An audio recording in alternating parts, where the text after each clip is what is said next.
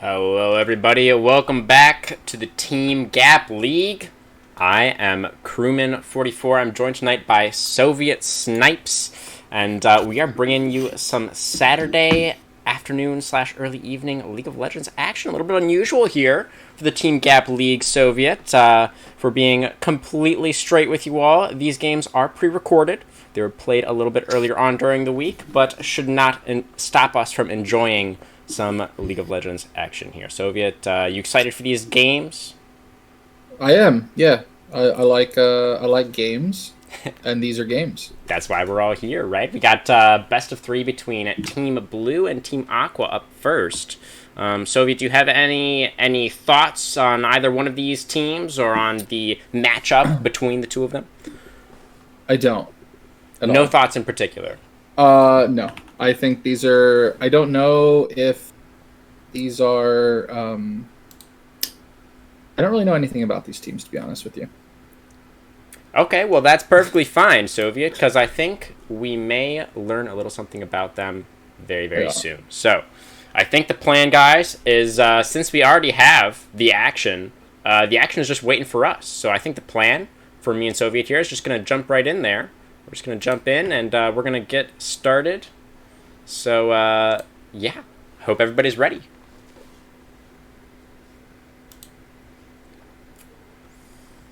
See, we of course will not have access to the champion select phases because those were played out before the games were actually played, of course. There's no way to view the champion select phase for any of these games, unfortunately. But we can still sort of take a look here, talk a little bit about the team comps as we just head into the game here during these first few minutes. Soviet, is anything jumping out at you? Anything that these players have picked here that you find particularly curious? So I need you to stream on Discord to me, or else I have to cast off of the stream for a delay. Okay, but. Yeah, well, you set that up. I mean, I guess you can pause. I can talk about the teams. So I actually do know some of the people on Aqua. I just know some of these people. So I know that Acadian likes to play Azir, and Turbo Skirt likes to play tank junglers, and that's what he has here in Trundle. Ocean Gazer is his one trick is Urgot. So I have to imagine that was banned. I don't really know that I've ever seen him play Yorick. I don't know that I've seen anybody play Yorick, this year even. And then for the other team, Team Blue, Aaron Omnivamp absolutely plays Set a lot, and Nighthawk does like to play Volibear. And then the rest is kind of strange. I know Cassiopeia just got buffed, and Kindred Poppy is a very weird bot lane.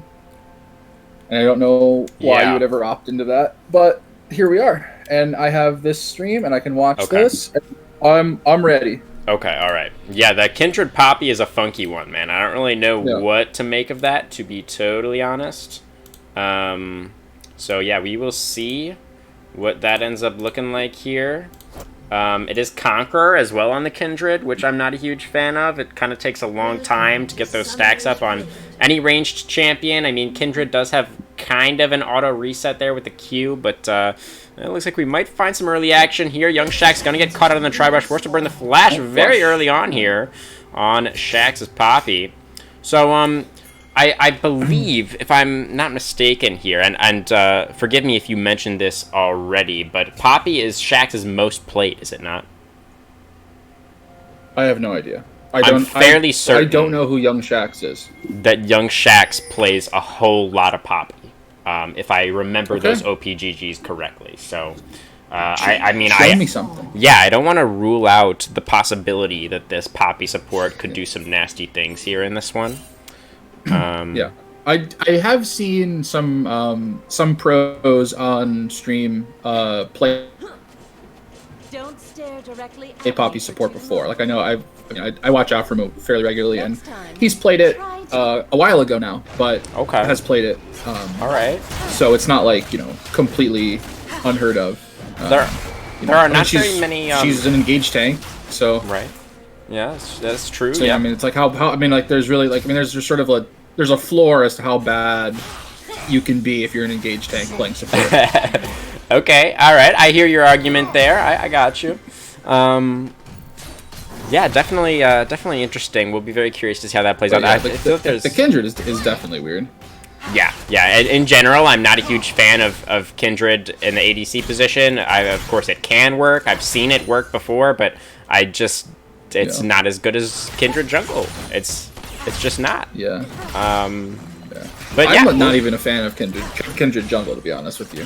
I just think it requires too many resources, and I just don't like it. Fair enough. Well, don't got to worry about the Kindred jungle this game, just the Kindred ADC. So that is what we have to track here. No substantial leads opened up just yet here. We're just 2 minutes and 30 seconds in. It looks like Trundle may be going for something in the bottom lane here. He's wrapping around behind the Kindred Poppy and through the Tri-Brush there. Here comes the pillar. There's the flash from the Kindred Poppy. Charging into the Trundle to get herself back to safety. The Zenith Blade underneath the tower now is Axebane taking a tower shot there, eating up that Ignite as well. Meanwhile, Aaron in the top lane. Nighthawk has gone for a gank up there. That's going to be first blood going over to the Volibear. So both junglers going for some early plays, but the side of Team Blue is the side of getting that early first blood. Yeah, that was a good play by the insta flash from the Kindred, and then the stun into the wall, and then they got some good damage. Axe flash, your rogue charge straight into the wall. Misfortune. One more auto attack is all we need here. Not quite gonna find it just yet, but now Axebane's caught out a little bit. Gonna be able to retreat back to the tower. Leona's tanky enough to survive there. Not so dark, barely surviving that attempt from Shax down there in the bot lane. Yeah, has to use both of the summoners. I mean, this is Poppy, right? I mean, like, she's, like, that's essentially better than, like, a Nautilus play, because there's minions on the way. Oh, he's going for it again. There's the heroic charge back. Oh, the Poppy support is doing so much work right now. Sophia, now Axebane's going to be probably... Oh, he still had the flash, actually, on the Leona, so able to escape there. But Not So Dark was not so lucky. Yeah, and Set is just doing work in the top lane here, like just showing why Yorick is just not played. I mean, I don't know about that. I mean, Set is notorious for being an early lane bully. He does very well into the majority of melee matchups. And that is not what Yorick's strength is, right? Yorick is the split pusher. He's going to be scaling pretty well here towards the mid and later stages of the game. You don't pick Yorick to contest Set in the first 5 minutes. That's just not what the champion does. Okay, and now we've got Trundle in the top lane here. We've got a 2v1. Set with a nice face breaker. Pulls back the Yorick, and that's one kill for Aaron in the 1v2. And now Trundle. Oh, it's a double kill for Aaron. That's the power of that early game Set. You don't want to mess with the boss. Yeah.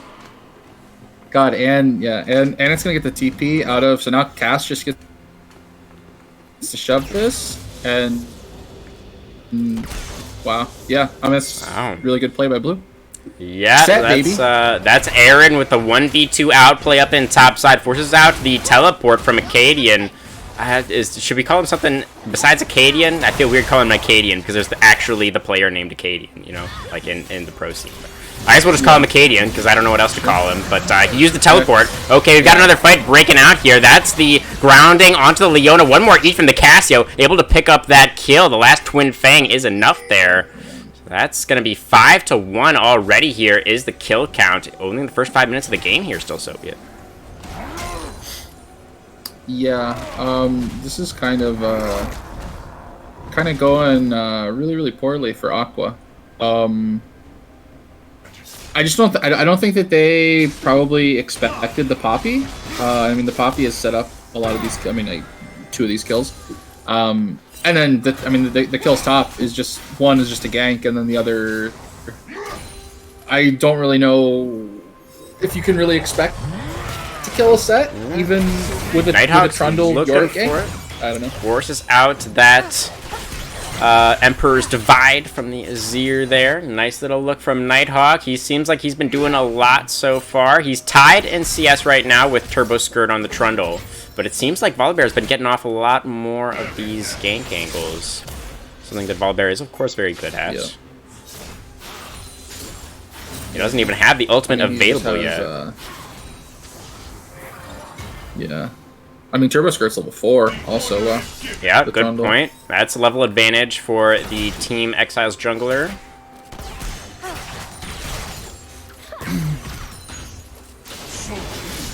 This just feels so bad. Have a mark? Let's check. 1 mark so far for the Kindred. Must have been from that assist. I would have to imagine. Yeah, 1 mark. Okay. So from the assist, sure. Yeah. Yeah. Because with Kindred, you just have to, I mean, if you're not in the jungle, you just have to put the mark on the player and then kill them. That's all. And then there's a cooldown for each individual enemy. Right. Yeah. Exactly. Yeah. That is how it works. And yeah, if Kindred doesn't get those kills on their lane opponent, then game's pretty much just over. Kindred is going to be useless. So 1 mark so far. Yeah. Gonna need a few more of those. Probably by 15 minutes, 20 at the latest, if Kindred is going to be relevant at all in this game. So we'll see if that does end up coming through from Mars. If she can roam at all, she's spells the camps. Potentially. You know, something that we will have to track for sure. See how good a job Aqua can do at preventing that. Aaron looking for the 1v1 in top lane here. Is just going up against the Maiden for now. Just wants to take care of that, you know, additional half member for the Yorick. Make this a nice and fair 1v1. Once again up here in the top lane. Mano a mano. Yeah. Rift Herald is alive here. That's what Set wants, right? He just wants some honorable PvP. Just him and Yorick out, you know, behind the gym. Just, you know, laying into each other. Good stuff up here in top lane. See, both junglers in the topside river right now. Lots of pings in the area. Yorick getting pulled back here by Aaron on the set. Just laying into him once again here. Nice haymaker. And Yorick's going to be feeling that one. Set's getting ready to take some more lunch money out of Yorick's pockets. Has no mana. Yeah. Just trying to CS from range, I guess. I think that the E from the Yorick is the ranged ability there. Probably costs a fair bit of mana. So, could be what's going on there. Arrow. Yeah, I mean, if he has to walk up, he just dies. Right. Or, you know, loses the trade at the very least. Right. Iroh was shoving in the wave in mid lane there. He's rotating up now towards the top side. See if Team Exiles want to finally go ahead and start up this Rift Herald. They've kind of been winning out extremely severely in topside. That actually CS difference between Aaron and Ocean Gazer is kind of ridiculous there, Soviet. That is actually the highest CS difference in 10 minutes that I think I've seen in a very long time. Yeah. Ocean Gazer. It's 50 CS, it's also first tower, and it's also 5 plates. Man, yeah, that's It's 2 kills and 1 assist. So I mean, it's just if you press X and look at the gold. There's 3,000 gold in favor of Aaron. That is insane. That's so much. Oh, the gold lead for the team overall was like 4,000. So if the top laners were even, Team Aqua would actually be in the lead. But Set is just smurfing way too hard right now. Yeah. Okay, here comes the teleport. Here comes Set, everybody. You got a 3v2 in the top lane. Oh, Misfortune and Leona are so dead. Not so dark. Gets completely obliterated. Shaxx is forced to flash away from the Leona here, but Volibear is here as well. Nighthawk brings down the storm onto the turret in the bottom lane here. Gets another kill onto the Leona. And now Team Exiles will turn their attention towards the second dragon of the game. Yeah, man, when you have a fed Set and a Volibear, like you don't care about towers, you don't care about anything. You just keep walking forward, just slamming them. Like I don't know, man. I don't know. Like I've heard that set falls off, but I mean certainly not at 11 minutes. Yeah, I think. Okay, it's another teleport. Yeah, that one. Yeah, you can't teleport against a Poppy because she just tells you to leave. Yeah. Also, that was the Yorick teleporting, and unfortunately for Yorick, he is not a champion right now. So that was basically a melee minion teleporting into the bot lane. And I don't really think that was ever going to work out, as we are seeing Iroh getting shoved back here into the tower. He is going to get cleaned up. That kill is going to go over to Ocean on the Yorick here, so probably not really where they wanted that gold to go, but maybe Ocean has a chance of getting back into the game now, potentially. I don't know. Yeah, he's fighting over the tough in the top.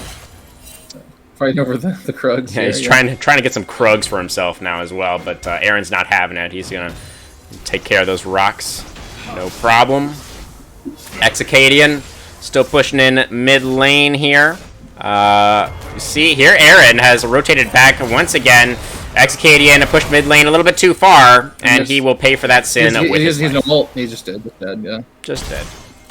Did have flash, but I don't think there's really any way that was going to save him there. Alright, so looking at potentially another 2v2 here. Shaq's positioning extremely aggressively here. We get the heroic charge. Couldn't quite get Axebane into the wall there. There comes the Solar Eclipse, just trying to disengage, and it looks like the Gaming Club Aqua will be able to do... That's a lot of damage onto the Kindred, actually. The AD carries both whacking each other several times there. We're getting the push coming through now from Blue. Look who's here. It's Volibear. Guess what he has? He's got the ultimate, and that's going to be some more kills going over to Team Exiles. That's going to be 2 unanswered, and this turret is probably soon to follow. So that's second tower. Yeah, man. Are we gonna see? Well, no. I guess we couldn't see a perfect game because I already got 2 kills. This is This reminds me of the second game of last night. It was I think it was like 12-0, and then they gave a couple kills. But just and that's gonna be another catch onto the Trundle here. Exicadian trying to run away. The Poppy ultimate gets the last hit. That was hilarious. Nice snipe from Young Shax there, really showing off the mastery on the Poppy. Flash away from Ocean Gazer. Is going to be able to keep himself alive. Sir, why are you taunting? Yorick, you do not have the right to taunt right now. You're getting absolutely ass blasted, as Nighthawk actually is going to get shut down over here in bottom lane, while Yorick gets solo killed again in top side. Not really too much to talk about in top lane there, but Nighthawk over here on the bottom side getting a little bit over aggressive, stuck around a little bit too long behind that bot lane tier 1, ends up getting collapsed on by the Misfortune Leona. So yeah, definitely, and that was a shutdown, which... And I mean, it's going to give a shutdown. It did go to Leona, unfortunately, instead of to Misfortune, so not the best. Okay, now Aaron is finding himself in a 1v2 once again here. He's going to get the Facebreaker onto 2. It's a nice stun and a beautiful Haymaker. Gets Azir down to half HP. Now Aaron trying to continue the retreat here. He's retreating directly into the welcoming arms of Yorick, unfortunately. Oh, a nice sidestep there. Dodges back towards top lane. Exicadian trying... Oh, there's a Facebreaker back once again. The Gore Drinker. One more auto attack. The Haymaker. He's got 1. Aaron gets 1. He's looking for more now. He's running pretty low on HP, though. That is going to be the shutdown going over to Turbo Skirt, but a lot of time invested by Gaming Club Aqua, and Aaron ends up going 1 for 1.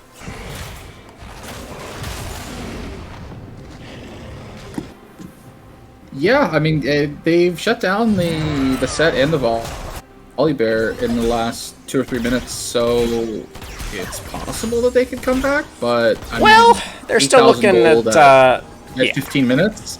I don't know, man. Yeah, that's a toughie. That's a tough one. I don't know about that one. And it's 2 dragons, and I mean, they can't exactly fight the third. Yeah, they can't exactly fight the third, so I mean, if they can not die anymore, and then maybe fight in 10 minutes for over Soul. Oh, wow, look at that. Kindred got a mark. Congratulations, Kindred. Oh, yeah. A non-champion mark. Yeah. Since that was on a Scuttle Crab, that was either Mark II or Mark III.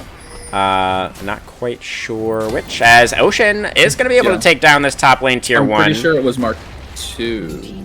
Most likely. So, nobody responding to the Yorick in time. Yorick, maybe starting to get that split push coming online there for Ocean, potentially. Yep. He's got the Sunderer now, which is pretty good. Yeah. Still a full item behind like, Set. Yeah. I feel. What's the new Hullbreaker? Is the split push item? I wonder if that's in the future.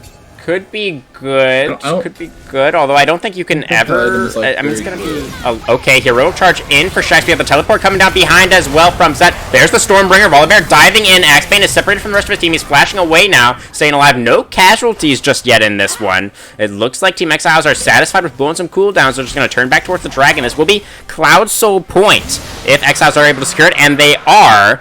That's 3 dragons to none here. And they still have Herald number 2 in their back pocket as well.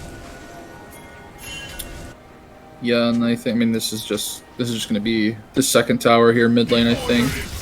Oh, but Kindred probably wants to go get this mark on these Krugs. I don't know. I mean, if it was a Kindred jungle, I'd say yeah for sure. But like, would be nice. You're the AD, so like you kind of have to stay grouped. I don't know. I don't understand the Kindred AD. It's a mystery to me. But they did get that charge there into the mid lane tier 2. We're not quite able to take down the turret, unfortunately. Volibear, no ultimate available. So could not quite finish that one off with the push there. Arrow was off in the side lane, doing some pushing of his own, getting some solo XP there. So Team Exiles not rushing themselves. They're kind of taking their time here.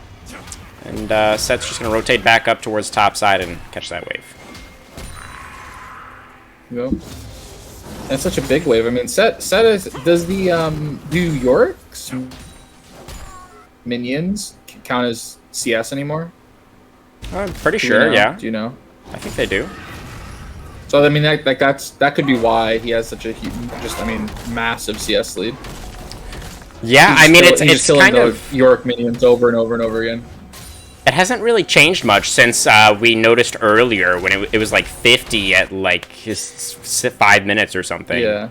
And it's pretty much stayed at the same level. Yeah, it's just so much. Such a massive lead. I mean, like mid lane's tied now. It was like Azir had like a 20 CS lead like 10 minutes ago. So yeah, that's like, true. You know, that's good for. It's a couple of kills for Cassio there, so he's probably still at least a bit ahead. Yeah, he's up about 1,000 gold on the Azir right now, so significant. It's just top lane is just double the gold. Okay, Misfortune going for the retreat here, but I don't know if she's going to be able to find it. That's the heroic charge into the wall, and young Shax just making it look easy here on the Poppy support. Nothing to it but to do it. Charge that cowgirl right into the wall. Pick up that free kill. Baron is alive. 5 seconds here. It looks like Team Exiles want to just jump right on that objective, and I don't blame them one bit for it. You're still sitting on about an 8,000 gold lead. I'm pretty sure if Aqua Gaming Club just want to contest this, I'm pretty sure you just kill them all. At least I think that should be the play. Baron is burning down very quickly here, down to 2,000 HP. Trundle gets blocked by Shax's Poppy. That looks really funny. It gets stolen by Exicadian somehow. Axe Banestag is in the pit. He is going to get cleaned up here, and now that's going to... Azir actually dashes away, stays alive, is able to keep his Baron buff. That's only 2 kills, and Aqua Gaming Club actually successfully stole away the Baron. Gotta love you a little bit of criticism at Exiles there. I can't believe that. For not securing the perimeter of the Baron pit there and just allowing Gaming Club Aqua to walk in there and steal that. That really should not have been allowed to happen. But was it just me or did it looked like Trundle was like glitched in the wall. He got stuck. Yeah, there was some kind of bug. Where like Poppy pressed wall, right? W right as Trundle hit the blast cone, but blast cone when you like fly through the air from a blast cone that counts as a dash. So Poppy W will stop that. Yeah, I saw that too. Trundle like glitched into the wall for a second there. Yeah, so he was like in the wall, so like he had vision of it, even though he didn't go over the wall, and he also wasn't in the pit. It was a weird one. Yeah, I saw that too for sure. But yeah, I don't as good as that is, I think it's just going to be delaying this game. Yeah, 5 minutes. I completely agree. Realistically, I don't think Gaming Club Aqua has much of a chance in this one still. They would need basically a DC. Here's the showstopper. They've got numbers in the area on Aaron here. It's a 4v1, and he's still going to trade one back. The Haymaker is way too much damage for Exicadian to handle, and they will eventually take down Aaron. Yeah. But damn if he didn't make it hard for him. He was close. I mean, if he just could have bought, like, if the Trundle didn't have Pillar there, he definitely could have bought time for his Gore Drinker, and then that really close to just killing them all there. Alrighty, so Cloud Soul is alive on the map, and the Trundle has the Alistair bug, where he's floating now. Oh, yeah, which is nice. Exciting.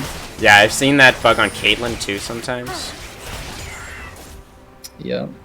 God. Good stuff. God, League of Legends is cool. Oh, and another mark? Oh, it appears that way, yeah. Kendra's gonna get another mark. And that's on Krug, so yeah, that's gotta be like 5 or 6 actually at this point. Yep.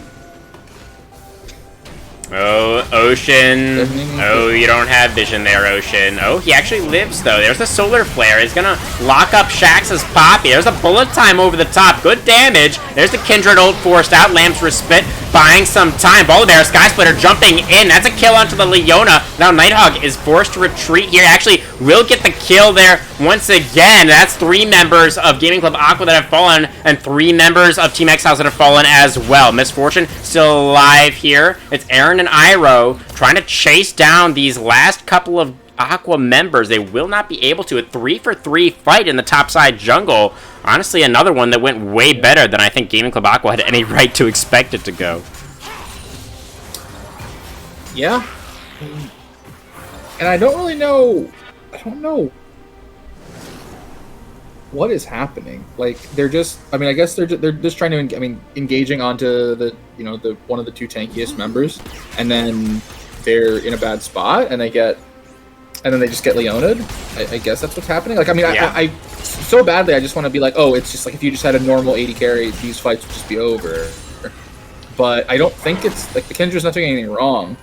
I feel like maybe Cassio and Set weren't like there for the start of that one. I don't quite remember. I guess we have the option to go back if we really want to. But I didn't see. Yeah, it looked a little bit disjointed to me from the side of Team Exiles that time around. It's gonna matter if the game was closer, sure, but sure. Yeah. But yeah, this is. Mars jumping in here, trying to set things up on the Kindred, which is not something that Kindred is usually very good at, and he will take almost all of his health bar, and actually will burn down to the red buff of Not So Dark there. Yeah. So a little bit troll from Mars, but they were able to get a kill back. It ends up being a trade of 80 carries. 1-for-1 though. Yeah, but as the team that is 7,000 gold in the lead, that really shouldn't be what's happening. That's really pretty bad, actually. But we do have Yorick continuing to split push, and actually he is getting some work done. Has taken out that top lane tier 2, and he's not stopping there. He is going straight for the tier 3. But you just see the collapse coming through now, so he's going to try and find a way out of here. But he's going to get pinned in here. Volibear is on the hunt, and Ocean Gazer, he is running into the wrong base, and he is going to get stunned up and taken down. Kale going over to the Cassio. It's Aro's 6th of the game. Yeah, this Cassio is gigantic, by the way. I feel like the Cassio hasn't really been like a focus of any of the fights, but is just 615 with 3 items and a full Dark Seal. I mean, like, she does so much damage, but I don't know. She's must either be like in a lane just farming or something, not with her team setting up these plays. Because I feel like Cassio looking for something onto Turbo Skirt here. He's flashed away, trying to stay alive. That's a pretty nice pillar. Flash over the pillar from Aaron. The Haymaker's not quite enough damage, but Shax with the buckler from downtown is going to pick up that kill onto the enemy jungler, and you know what that means, Soviet. It's Baron time. Yep. Just exactly when you don't want to die, right when the Baron spawns. So yeah, this should be the end of the game. Well, we will see. They've got Soul too in 50 seconds if they want it, but it's Cloud Soul, so I don't think they need it. No steal coming through this time from Gaming Club Aqua. Smite is true from Nighthawk there. And I agree. I don't think they really need Cloud Soul to finish this one out. If it looks like Gaming Club Aqua is positioning to go for the Dragon, you probably just take their base instead. I imagine should be the play here. Dragon is going to be spawning in about 15 seconds. Maiden has been summoned here. Gaming Club Aqua with full control over the bot side river for now. It looks like the call will not be to push with the Baron. It will instead be to 5v5 at the Dragon. Bear in mind, Team Exiles should still win this pretty handily, theoretically speaking, as Maiden has been taken out here. So we're back to an honorable 5v5. There's the Solar Flare getting thrown out by Axebane. Poppy is in there trying to get some CC down. This is a very chaotic fight as Aaron dives in with a showstopper. The Haymaker gets off a lot of damage, but Volibear has fallen here, and Shax is in a little bit of a 1v2 at the back of the fight here, but Yorick will be traded back as well here. Only Azir and Trundle alive. 3 for 2 fight. Very, very sloppy here. That's the Emperor's Divide. Pushing back Aaron's set there. He's still on the chase. Haymaker will not find the target. Mercurial continuing to push forward. It looks like they will finally fall back and take the Dragon. Yep. So all that. So 2 Barons thrown away for Cloud Soul. Now maybe we can. Oh, one more reset, and then maybe we group up and push an end the game. Up 9k. We can only hope, Soviet. And Baron. We can only hope. I'm telling you. Yeah. Alright. Man. Alrighty here. So, yeah, the gold lead is still at 8,000. It's been at 8,000 for what feels like most of this game, honestly. Hasn't really moved from that mark. It was at 8,000 at like 11 minutes too, right? Yeah, I think it was, in fact. Still there. And Shax is pushing into the enemy jungle here. He sees several members of Team Aqua. Will not go for the engage just yet. We got Set and Yorick back to their 1v1ing ways down there in the bottom lane.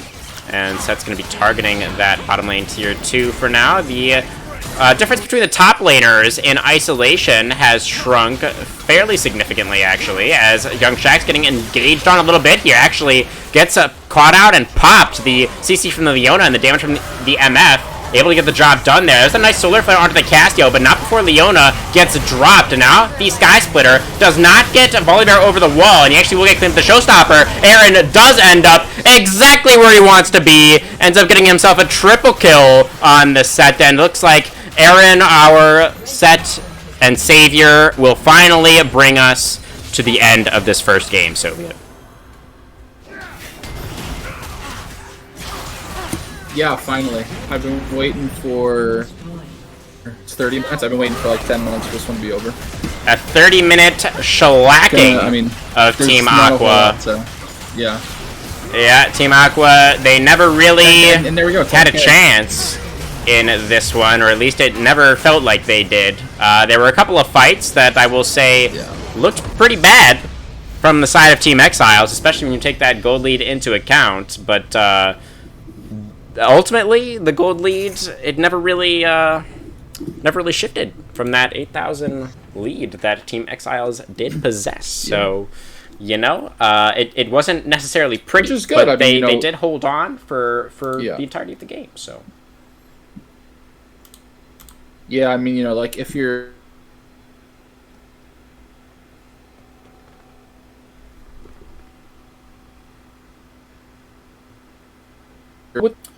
it didn't actually mess with the goal.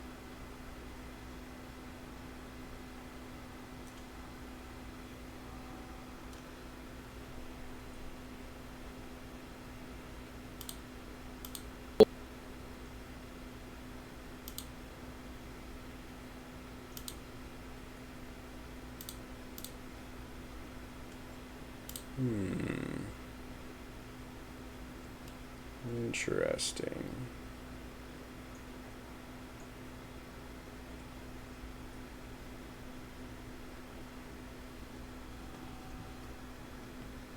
Well, my Discord kind of just exploded, guys. I am not sure if you can hear me or not. But give me a second.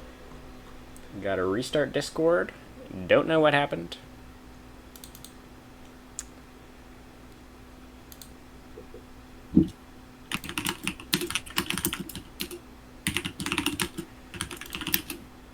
You hear me, Soviet?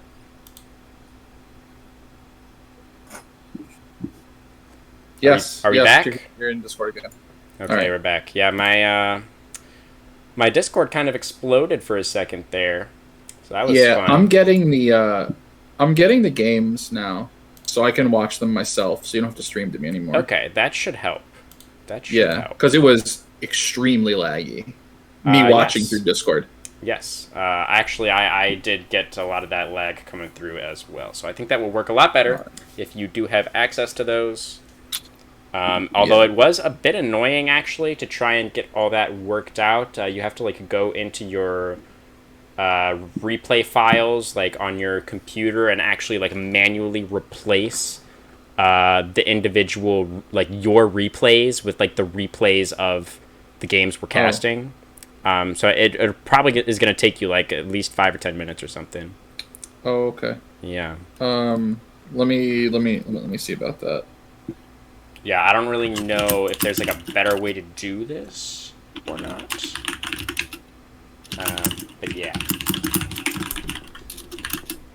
But yeah, I mean, I feel like there's really not too much to say about that first game there, Soviet. I mean, it was a stomp. It was a stomp in every sense of the word. Particularly Aaron Omnivamp on the set, just absolutely demolished top lane. And yeah, and then he teleported bot and he demolished bot lane, and then the game was pretty much over. So yeah, props to Aaron. I think I'd give him POG for that first one. Absolutely. And I will go ahead and continue to fully disclose with everybody here watching, assuming we still have viewers after our technical difficulties.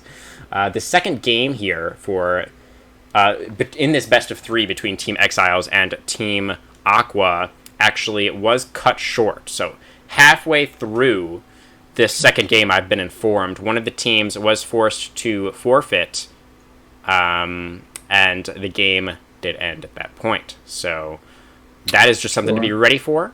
So that's the end of that series? Yes, correct. Okay. So now we're going into Pink versus Aqua. Well, we could like watch the half of the game that we have. I have half of a game. It's just they forfeited, so it's like there's no ending, but like I gotcha. I have the end of the series, so we can watch that at least. If you want to, I'm trying to do this. Yeah.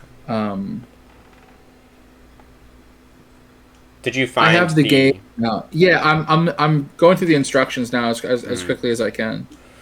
Yeah, it's not really as complicated as it sounds. You just you just have to go to where you look for like the League of Legends folder in your documents, because the replays have to be like in that specific folder that's titled replays. Oh, and you have to rename. Yeah. Okay, so.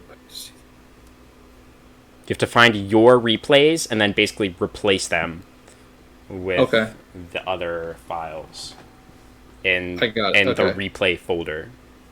Oh, okay. So I have to go in my match history and see what game is my most recent game. Okay, sure. I got it. Yep. All right. So.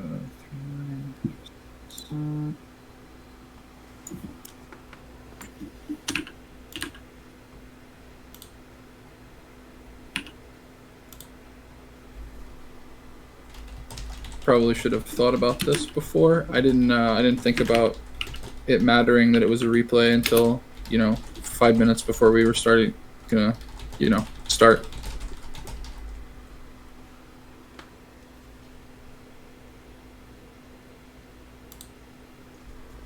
I have to download replay?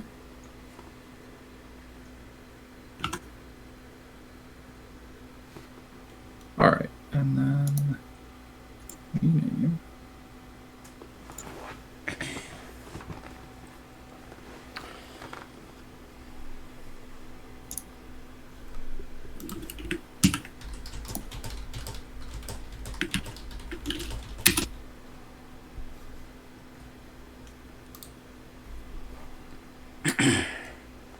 And now if I watch the replay, it should be this new thing? Yes. It should be. So let's see. Let's see if I did it right. So I'm loading a game. Loading. Nope. I did it wrong. Yeah, it's you have to make sure you actually replace the file. Like, it can't be a new file. It has to be like your replay file. Yeah, it's just been replaced with the other replay, and it has to be in that specific location. Like, you can't put it anywhere else. It has to be in the League of Legends folder, or like the replay folder that's grouped in the League of Legends folder. Yeah, and you just take the. I'm in that folder. I search for the game ID that is the game on the top of my match history. I got it. I go to the replay of that we're trying to look at. Mm-hmm. I take its name and I paste it in there and I save it. Sounds right to me.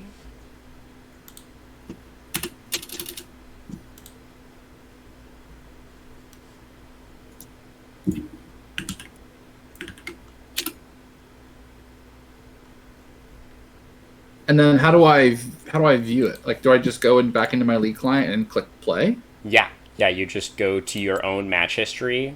You just you just go to like your replay that you replaced and just download and play.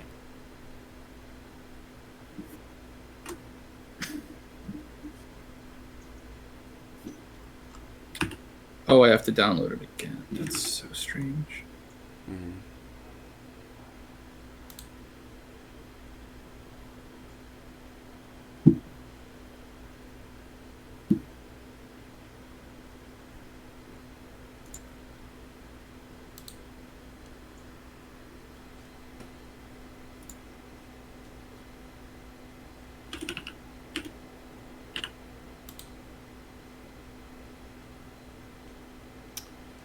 Alright, so I'm loading up the second game here, and I'll just pause and wait for you to figure out your end.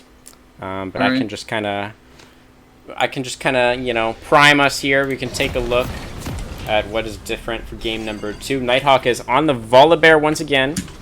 Looks like everybody else. Oh, Aaron got the set again. I'm really surprised they decided not to ban the set on the side of Gaming Club Aqua after that first game. That is a little bit of a question mark ping from me. And they picked Scion into it, which also is probably going to get beaten down pretty hard up there by the set, if I had to hazard a guess. So, looking pretty good for Team Exiles, I'd have to say. Just coming out of draft phase here. Yone versus Akali seems pretty Yone favored. Ezreal Karma is a pretty nasty lane as well. Yeah, honestly, I just really like Team Exiles draft for game 2. And I mean, Gaming Club Aqua's draft is okay, I guess. I mean, they have like a little bit of team fight. They have like Scion for frontline. They have like Diana, Caitlyn, Sona ult, I guess. I don't know. They have like 2 assassins, a tank, and like a very long-range marksman. It seems... I'm not really sure what that composition is trying to do. Runes are pretty standard for everybody. Nothing really too surprising there. Same for summoner spells. Everything looking pretty standard across the board. How's that? It's just going? it's just not working. I don't know. Like I'm doing it. I'm doing the thing, and like when I go to click play, it after I switch the IDs, it doesn't. It makes me download my original replay again. Right. I did have that. I was having the same problem at first, and the thing that I was doing wrong is when I was saving or when I was replacing the replays, I wasn't saving them to the right place. You're sure you're in the right folder because it's not in like local disk. It's not in the Riot Games folder like on I'm your in computer. It's in like Documents, League of Legends documents. replays. Yeah. Yeah, Okay. that's what I'm in. Yeah. Are you? I mean, maybe you're like, I don't know, man. I mean, you could be doing it backwards. Like you could be saving your. I don't know. I don't think I'm doing it backwards. You're probably not. Yeah. I mean, Yeah. I have no idea. Yeah, because like, okay, so here's mine. Here's what I want to watch.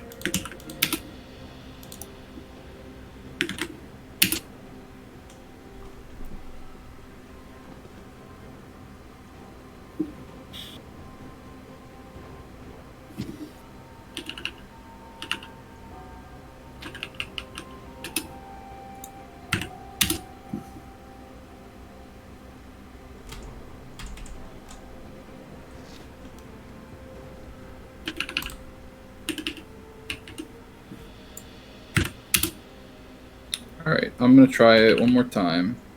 Alrighty. And then if it doesn't work, I don't really know what I'm gonna do, but I hope it works.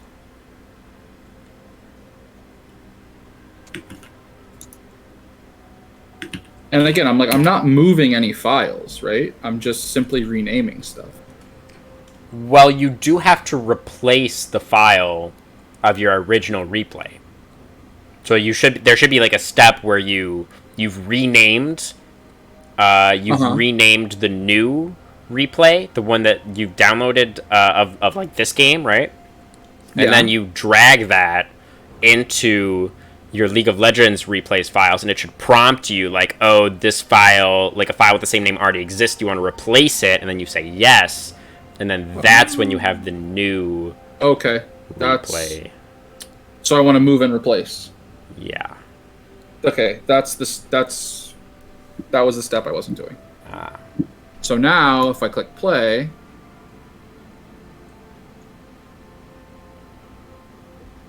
please work. How cool would it be if it just worked? Pretty cool, I'd say. Didn't work. Oh, it didn't work.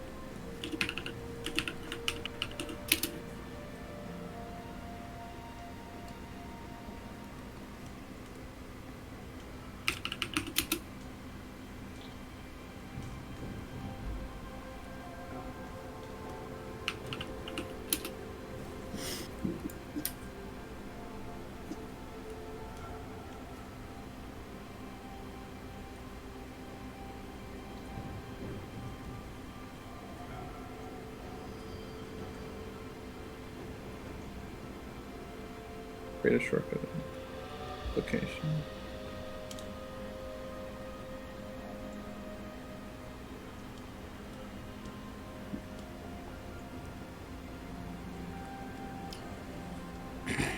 Well, if you wanna concentrate your efforts on the other best of three, and right. try and get those worked out. Yeah. If you still have the stream up, off on the side there, yeah, maybe we just get through this half game here. Yeah. Go ahead and do the half game for sure. We can work from there. Alrighty, sounds good. I will unpause, and you just feel free to jump in as normal. You won't have quite the live view, I guess, because the stream probably is going to have that slight delay on it, but shouldn't stop you from participating in cast here too severely. I am unpaused. We are getting onto the rift here for the second game between Team Exiles and Gaming Club Aqua. Team Exiles, of course, also known as Team Blue. Looking at a bit of a 5-man for the blue squad this time, and Gaming Club Aqua, a very similar play to what they went for last game, actually. An identical look from Team Aqua. They tried to go for a 5-stack into that bottom side tri-brush, and Shax was very ready for it this time. Got lots of stacks on the support item there, and Karma's going to be feeling pretty dang good about how that went.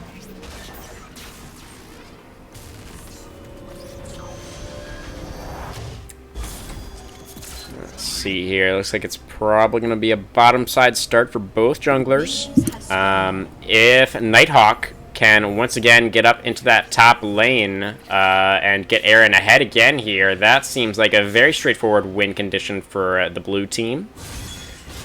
Or, you know, if Turbo Skirt wants to go up there and feed Aaron another double kill, you know, that could work too. So, you know, we'll see what ends up coming through here.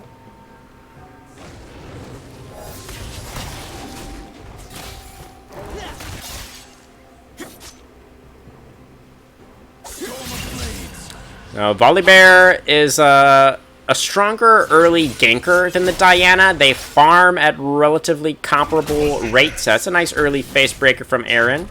Getting in those positive trades and nice and early. Yep, that's the Set versus Scion matchup. All the Scion does is cry. And that's some great poke coming down here from the bottom lane as well.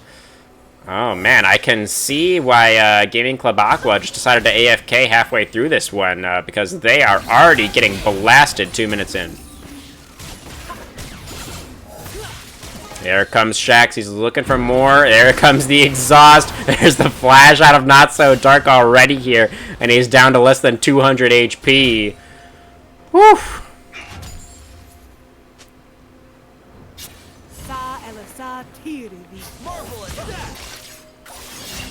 Alright, so Diana actually cleared a little bit faster than the bear right now. About 1 camp. Yeah, about a 1 camp lead for the Diana.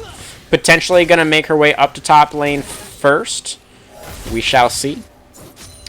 So Ezreal Karma just poking away down here. Happy as can be. Caitlyn Sona really is not that great of a pairing, in my opinion.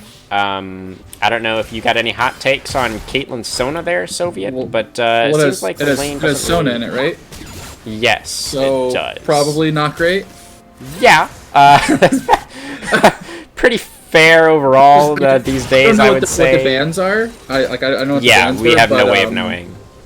But I mean, like, there's another champion. It's kind of like Sona, and it's way better. Oh, interesting. It's called Seraphine. I wonder if, you know, maybe that was an option for X-Bane this game, but not what he ended up taking onto the Rift here. It is the Sona. And, yeah, the lane's not going too great for him so far. They are going to be able to push the wave into tower here, since Ezreal Karma did go for a reset, and Aaron continuing to lay into the Scion up here, even a level down. The Set is not afraid to take these trades, and he's just going to allow this wave to push into him, and then Scion is most likely going to be in a whole lot of trouble, as he is out of mana and soon to be out of life, as he eats another very, very nasty trade coming out from the Set. A nice 1-2 from Aaron gets the Scion down to less than 50%. Wave, I believe, is still pushing towards the Set here. Scion just desperately trying to hit these minions, but Aaron's not going to give him the chance. Gets another stun, and that's all he needed. The flash forward for the first blood. Aaron with another outplay in top lane. Now Yone maybe in a little bit of trouble here. He finds himself in a 1v2. Has Q3. Gets over the wall. And the double knockup. The flash forward from Diana. Needs another Q to seal the deal. And there's the Karma. Shax roams into the mid lane. Gets the shield. And Nighthawk is here to get the kill onto Turbo Skirt. Acadian, we just witnessed Akali's will to live disappear in real... Well, I guess it's not real time because replays are not live. But, yeah. This game is pretty over. That's a 1.5K lead at 5 minutes. It's going to be first Dragon going over to Team Exiles on spawn once again here. And Set is just beating down Ocean Gazer again. Not So Dark and Axebane are getting owned by Ezreal Karma. And Akali is down to Yone as well. So really, nothing going for Aqua Gaming Club. Turbo Skirt is going for it here. He's diving onto Shaxx. That's a kill on the board. Gaming Club Aqua is on the board here. They're going to pick up Nighthawk as well on the back end of that Dragon take. So 3-2 now. They've brought the gold back within 1,000. So signs of life here for Gaming Club Aqua. Aaron teleporting back into top lane is going to land another max range Facebreaker onto Ocean Gazer. And the Scion just going to eat once again more than 50% of his health bar. It does have the teleport available once again for Ocean Gazer, so has the option of going back and returning to lane with a full HP bar, but something tells me it won't stay that way for long.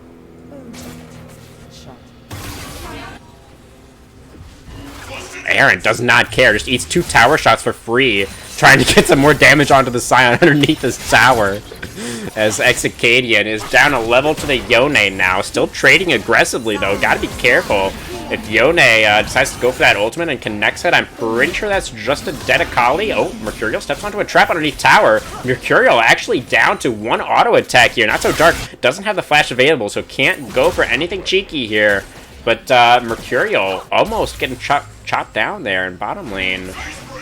Aaron can't find that one either.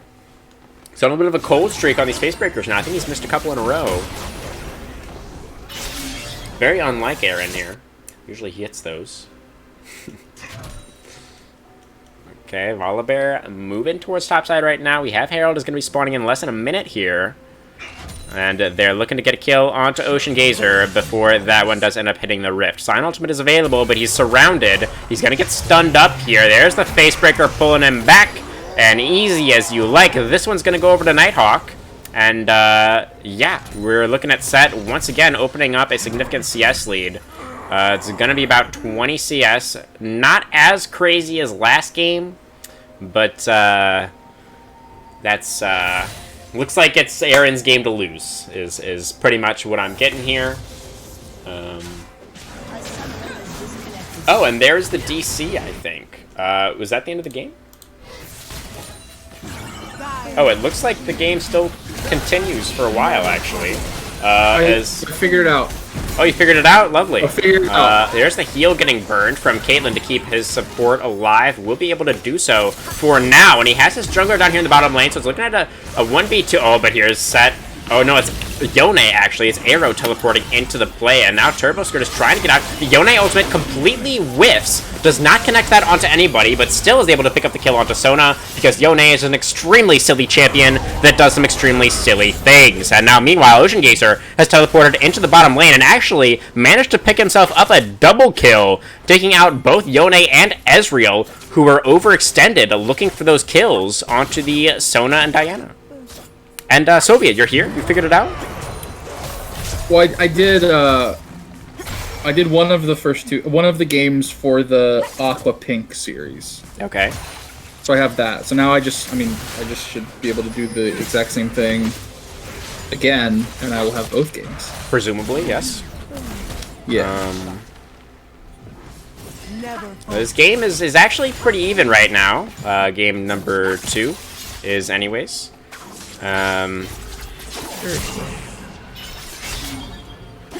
Sorry, I couldn't really pay attention to the game. Oh, it's okay, man. I know you're doing something. No worries. We're just, yeah, I mean, we're looking at the Aaron Omnivamp show, again so far, although, Ocean Gazer recently had a pretty solid play. Pretty good teleport into the bottom lane, able to pick himself up a double kill. So, you know, Scion is you know, he made something happen. He's not just rolling over and dying here. He's not going to be able to contest Set, basically ever. But, you know, at least he was able to get a nice cross-map play over there. So that's, you know, that's pretty good. I agree. That sounds very good. We got Dragon number 2 is going to be spawning in 20 seconds here. And it looks like River Control is held by Team Exiles for now, although Turbo Skirt is in the area. He's looking to get in there. But he's going to run into Ezreal Karma here. Kali does have mid-push for now as well. Turbo Skirt's going in. Looks for the Moonfall. Gets it onto 2. Mercurial Mars still has the Arcane Shift. Able to get away from the Akali there. Now Young Jackson a whole lot of trouble. Extremely low. Acadian able to use the perfect execution to pick up the first kill. Arrow now flying into the fight. But once again, the Yone ultimate does absolutely nothing. And he is just going to be flying back to his body with nothing to show for it. And yeah, River Control has been taken by Gaming Club Aqua. So props to them. They are going to be able to tie up this Dragon count 1-1. And Team Exiles looks like are getting pushed a little bit here in game number 2. Yes, okay, and I have this, what time are you at in this game? I'm at 11 minutes, exactly. Rift Herald has just charged into the mid lane tier 1. That turret is down to 2 turret plates, and Aaron has just destroyed the first turret of the game. That top lane tier 1 has gone down unanswered, as Scion was in the bottom side to help his team get that dragon. Yes, alright, very cool. So we have Ezreal Karma here defending this tower. Yep. Versus Caitlyn. 11:30 now. Yep, and Not So Dark, it does have his support joining him once again here, so it should be safe for now. Yone going in for a little bit of a trade here. Akali ducks into the Shroud, but still going to take some damage from the Yone. Barely survives there, does Exacadian. Close one. But yeah, you're here. Welcome to the game, Soviet. Yeah, this is great. This is the game that's, you know, they're going to end at some point. Yes, yes, that is my understanding. I got, we had the little pop-up a while ago that Yone had disconnected, but he appears to still be doing things, so I'm not really sure what's going on with that. As you can see, we are still playing. Yeah. So, yeah, alright, let's see. Akali has Baker. Yeah. And Set has Gore Drinker. Okay, the only 2 mythics. Very cool. So yeah, I mean, it's 2K gold lead for blue side, which is blue again. And they're that's the same sides. Yes, correct. Yeah. All right. And that's so yeah, it's like. Sorry, go ahead. It seems pretty even. I don't know. Yeah. It was a really good start for Team Exiles again, but then yeah. Gaming Club Aqua actually had a couple of counterpunches that have been looking okay, as Nighthawk is looking for something in the mid lane here. A nice dash back from Akali, uses R1 to get himself away from the Yone engage there, and will be able to survive that gank from the Volibear. And meanwhile, Scion is charging his way here into bottom lane. Is going to be able to cut off Young Shax. He's separated the the bottom lane of Team Exiles. Karma will get picked off here, and a nice Sona ultimate actually locks up the Ezreal as well. He is able to Arcane Shift away, but I don't know if it'll be enough to keep him alive. It will not. Double kill for Dark on the Caitlyn. Meanwhile, in mid lane, that's a couple of kills going over to Turbo Skirt's Diana. There went for the tower dive to Team Exiles, and it did not work out for them. Diana now 2-1-5, and they are laying siege to this bot lane tier 1 for the side of Gaming Club Aqua. Yeah, I mean, that seems insane for Aaron going for the tower dive. That's too many tower shots set. Oh, he actually almost got the kill with the haymaker there, but Turbo Skirt is able to use the tower to take down the set there. First death of the game for Aaron, and Diana is going to be pretty fed after that. Yeah, I mean, Diana is a completely outrageous champion if she can get ahead, and I mean, she definitely has a lot of gold right here. I mean, she's in a position to potentially carry this game. Yeah, I mean, it's going to heavily outscale the Volibear as well. Yeah. So... I mean, and can just... I mean, like, the only thing that's not great is all of the shielding from the Karma. There's no Serpent's Fang for AP. Yeah, so, no really good Serpent's Fang buyers on the side of Gaming Club Aqua this game. Yeah, which is unfortunate, but yeah, I mean, like, Diana is a completely ludicrous jungler. I mean, like, very, very, very S tier. Maybe Ocean Gazer should have gone Lethality Scion. Yeah, exactly. No. I mean, what are you frontlining for? You have a Diana and a Kali. Your Caitlyn is going to be a million miles away anyways. Obviously. Like, yeah. I don't know. Yeah, I mean, like a 303 Caitlyn. I mean, like, and a 315 Diana. I mean, this is just. Yeah, it looks good actually. Like if I'm just looking at the score, like, this looks like an Aqua win. You saying turn nameplates off and you believe in red team? Yeah, absolutely. All right, well, you know, we'll see how far we get into this one here. Again, it is my understanding that the game will be cut off at some point. Yeah. And my understanding is, as a result of that, Aqua did lose the series 0-2. So I believe it was one of their players who actually did have to go. But we're still playing for now. We're looking at Herald, number 2, getting dropped in mid lane. Should be able to take out that mid lane tier 1 tower. Is actually not going to be able to charge. The minion wave is going to block that Herald from getting off the charge. One more eye proc, and yep, that one is going to be done. Nighthawk. Gotta throw. Okay, here comes Exicadian. There's Scion with a nice ultimate. Lux the Volley Barrier. Here's the Stormbringer. Able to get a little bit of extra HP there for Nighthawk. No casualties just yet. There's the Moonfall, but only connects onto the set. Not really what Turbo Skirt was looking for there. Yone has arrived to the plate now. No casualties so far in this one. Both teams just kind of posturing around mid lane. Sun ult. Oh, we still haven't had Sun ult. I feel like there's been some really juicy opportunities. There was a not bad one in bot lane a while ago that ended up getting them a kill onto Mercurial. But yeah, still available for right now. I mean, specifically that fight in mid lane. Fair enough. Fair enough. Dragon has been started here. Dragon number 3. Yone in there. Gets a nice ultimate there onto 3. That was some absolute nonsense from Yone. And now Aaron gets off a decent haymaker as well. But he's getting zoned away, actually, by Ocean Kisser's Scion here. The Scion actually able to frontline successfully. And Turbo Skirt is able to outsmite Nighthawk there. Picks up the Dragon. And now flashing over the wall. Dashing in. No Diana ultimate, but doesn't need it. Able to pick up a kill onto Aaron. Young Shax with the tether. Then the flash away. But the Piltover Peacemaker is able to pick up the kill. Not so dark. 4-0 on the Caitlyn. Yeah, like I said, I mean, they have so much. Aqua has so much sustain. I mean, like the Sona. Yeah, it's not Seraphine does. Is still healing and shielding their team, and you know this giant Scion is he's still Scion. He's still hard to kill. Yeah. You know, Caitlyn, just constantly shooting this whole fight. I guess that's the thing about Scion, right? It's like it doesn't actually matter how far behind this champion gets, right? Because his scaling into like a tanky monster is pretty much an inevitability. Yeah. So yeah, that's why people pick the champ, I guess, and it seems to be actually working out pretty okay for Ocean Gazer right now. Yeah, I mean, like you almost pick Scion to lose lane. It's a funny way to think about it, but yeah, I know what you mean. Because I mean, you know going into it that you're not gonna have to. I mean, you're not gonna dump any resources whatsoever into this champion, and he's gonna be perfectly fine.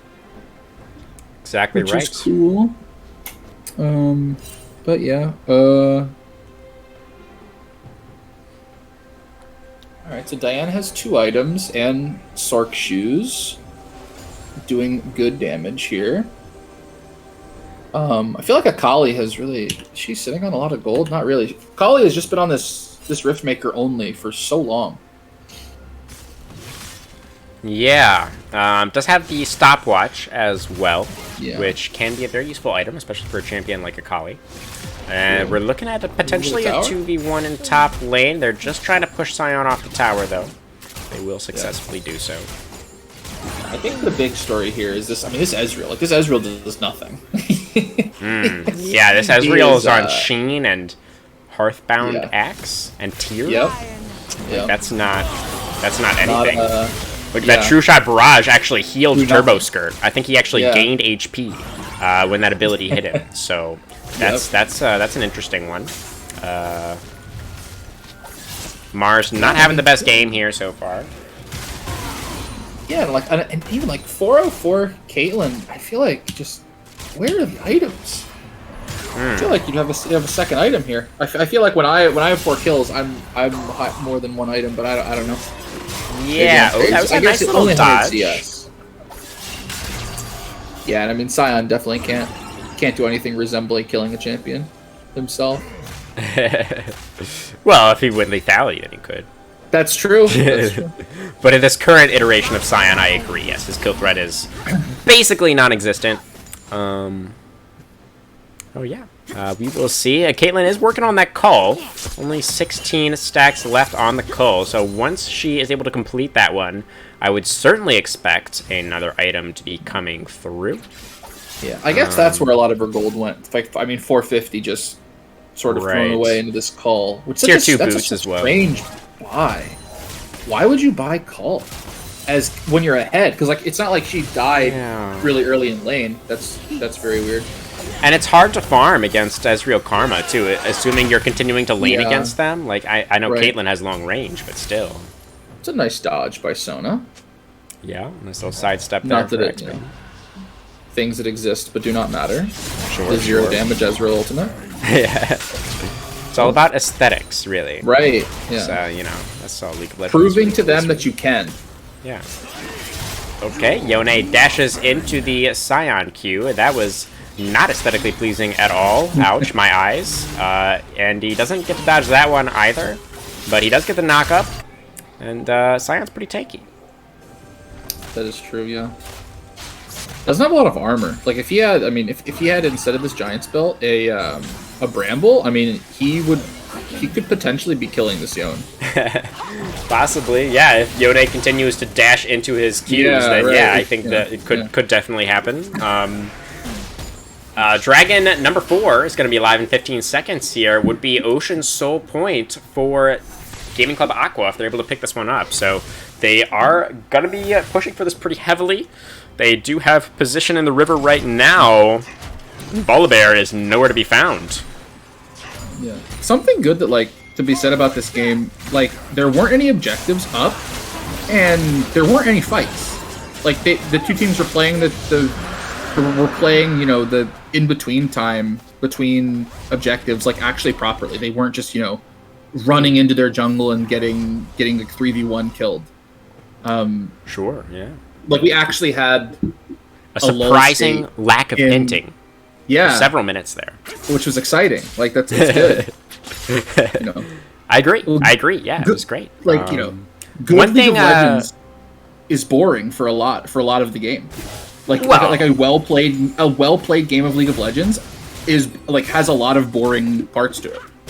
I mean, there's some, you know, considerations to be had for composition, but yes, for the most part, I do agree. One thing I'm not a huge fan of, though, is the fact that Nighthawk didn't really seem to care about his opponents getting Ocean Soul points, as he is looking for a play now into Ocean Gazer, but that's a Scion, and he's not going to be easy to take down. They will get him eventually, and that shutdown, will go over to Nighthawk on the Volibear. They committed a lot of resources to get that, though. Yeah, how the Scion has a shutdown. I don't know how shutdowns work anymore. True. I've missed the patches or something. Yeah. I mean, only 150, so it's nothing crazy, but certainly should not have a shutdown. I mean, he's down. Like, he's down 40 CS and he's 2-3-3. So anyway, seems a bit strange. I agree. Who knows? Yeah.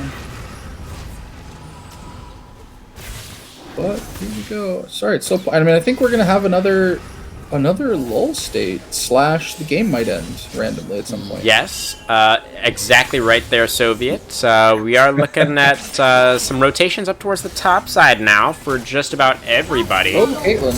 Caitlyn is getting flashed on by Nighthawk, but is able to respond with a flash of her own. So trade of flashes there between the Volibear and the Caitlyn. Yeah. Okay, and Ezreal has Trinity Force, which is a strange mythic, but he has an item. Yeah, I haven't seen that one on Ezreal in quite a while. Interesting choice. Wonder why he decided to go for that one. Would love to ask him, but unfortunately. And that's a broken Sunder. Yeah, I feel like Sunder is just too good. But going for the Triforce this game. It did have that nice little quality of life buff a while ago where the Triforce passive actually procs on turrets.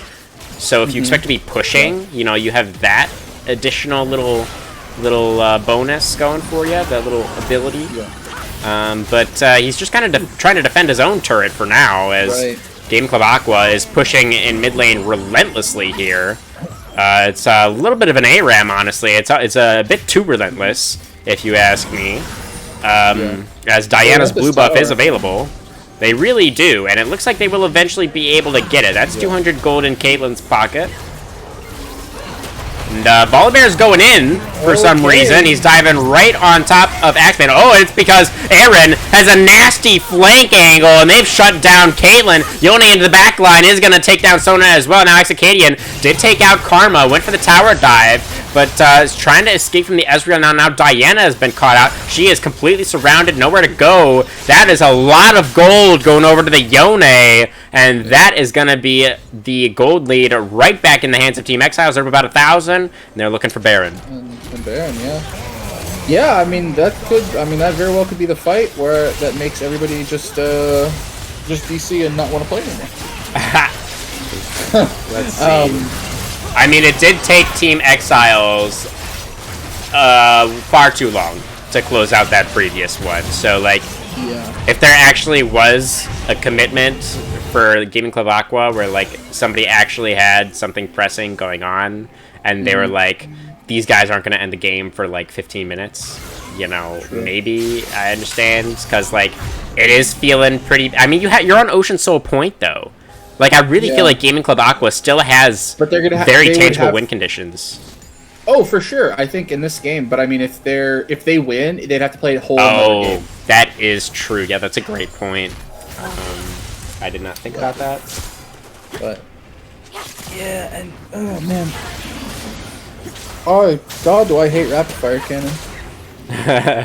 It's pretty popular on Caitlyn, no? Is it? Okay, Young Shaq's eating about half of his HP bar. I mean, maybe the rapid fire cannon doing a little bit of work there.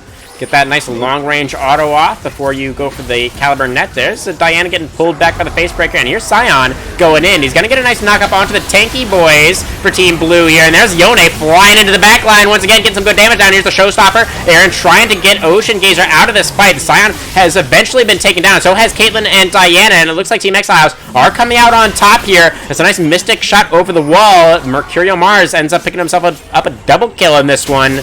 Journey Force maybe doing some work, perhaps, and they are going to be onto the Dragon now. Going to be able to prevent that soul from coming through, and another team fight win here for the side of Team Exiles. Yeah, so I think I see what's happening. Aqua is just using all of their ultimates and cooldowns on the front line of Blue, and then Yone just gets to just walk forward and ult on the back line.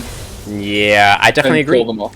That seemed like exactly what happened. It seemed like Sion went and engaged onto Set and Volibear, and Diana and Akali tried to dive onto Ezreal, and Yone just kind of like one-shot Caitlyn and Sona.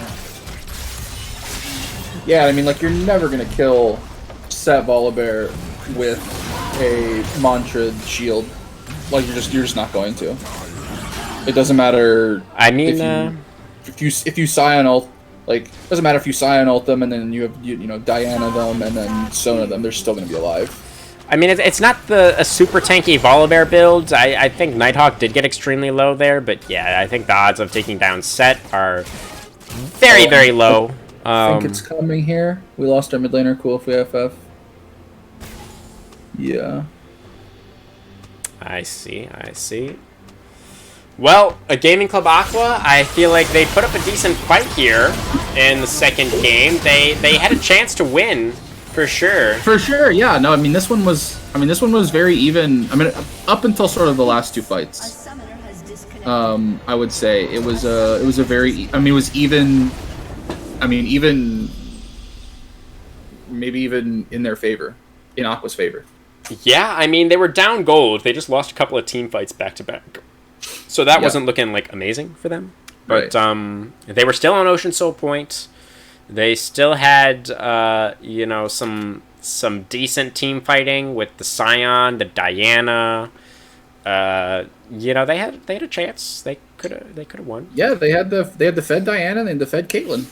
Yeah, but happens sometimes that way. It does sometimes. That is just how the cookie crumbles. Team Gaming Club Aqua is actually in our other best of 3 as well here. So let's see if this other one goes a little bit better for them, if they're able to get everybody to hang around for the duration of that series. Give me just a second, if you all don't mind. We're going to throw to a quick break here, I think. Does that sound good, Soviet? Yeah, definitely. So we got to get these games loaded up here. All right, we're going to go to a break for like 3 minutes or so. Unfortunately, I have not taken the time to figure out how to integrate SNAS with Streamlabs, so I do not have a countdown for you all. But, feel free to make one of your own. It's going to be about 3 minutes from right now. Me and Soviet are going to be back for Gaming Club Aqua versus... Who are they versus? Pink. Ryleon's Body Pillows. Oh, versus the Body Pillows. Exciting stuff. Okay. See y'all then. All right.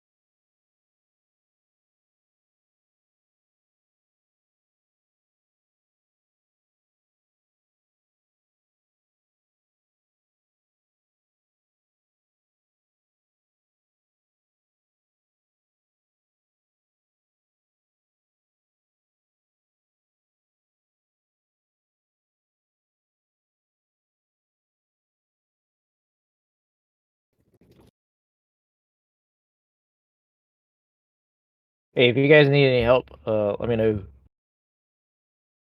If you're there. I figured it out. We should be okay. I figured it out. We should be okay.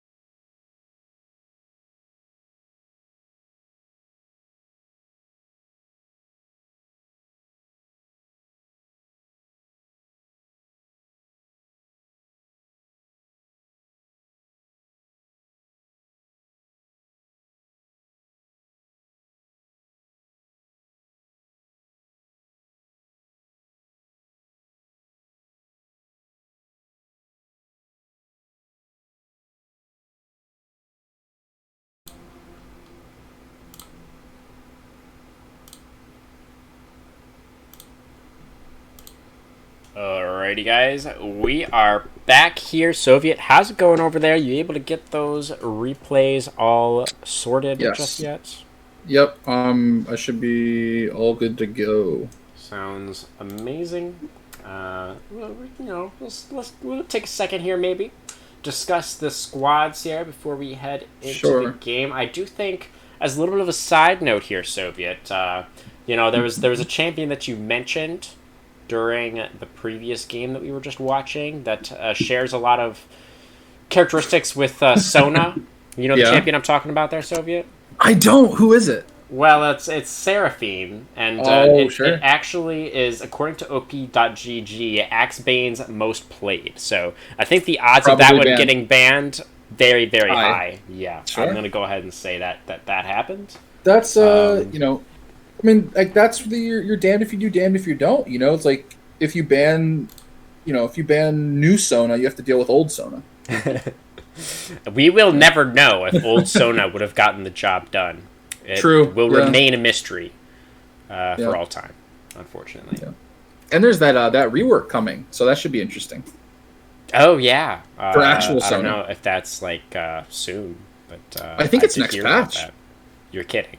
Really? No, it was in the tweet. It was like Sona's rework. Okay then. Well, that should be very interesting. Yeah, it's like massive mana. Like all of her skills just cost less mana, like by a lot. Okay. All right. Yeah. So it's like a buff, basically. Yeah. Do the skills do the same thing? They just cost less mana. Kind of. It's like she's got a when she affects people with her abilities, she gets stacks, and then when she does something, she uses the stacks to do good, and then she can stack them up again. I'll be honest, I don't really remember very much because I didn't read it, because I was like, still, why am I going to play this champion when Seraphine exists? Right. And also enchanters, lol.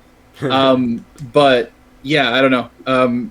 Yeah, so all of her stuff just costs less, and she gets stacks now, and all of the abilities do the same thing. Okay, I do remember that. So, well, sounds interesting. Stay tuned for that, everybody. But not what we're here for on this particular stream. It's just maybe a couple of other things to note here. It appears that Probably Hated has continued to play a whole lot of Viego, so that's probably going to get banned against him, I'd have to imagine. Opaque is still an exceptional Camille player as well, or at least he plays a lot of it. He plays Set as check well. this out. Check this out. I'm gonna send you something. I'm gonna send you these two links here that Wookie has sent me. This is actually the pick band from the series we're about to do. Oh, what? We actually have it? Yeah, I just sent it to you. The first link is game 1. And the second link is game 2. Okay, let me see if I can figure out how to get that on the stream. Let's see. So it's just the website. So I'm going to need to make a new scene for that, probably.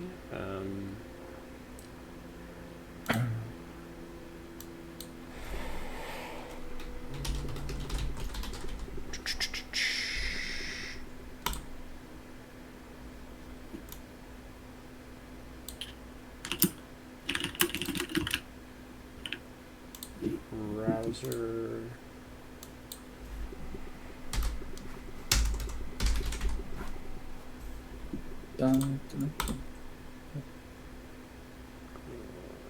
Yeah, it's kind of insane the hoops you have to jump through to watch somebody else's game just because it's a custom.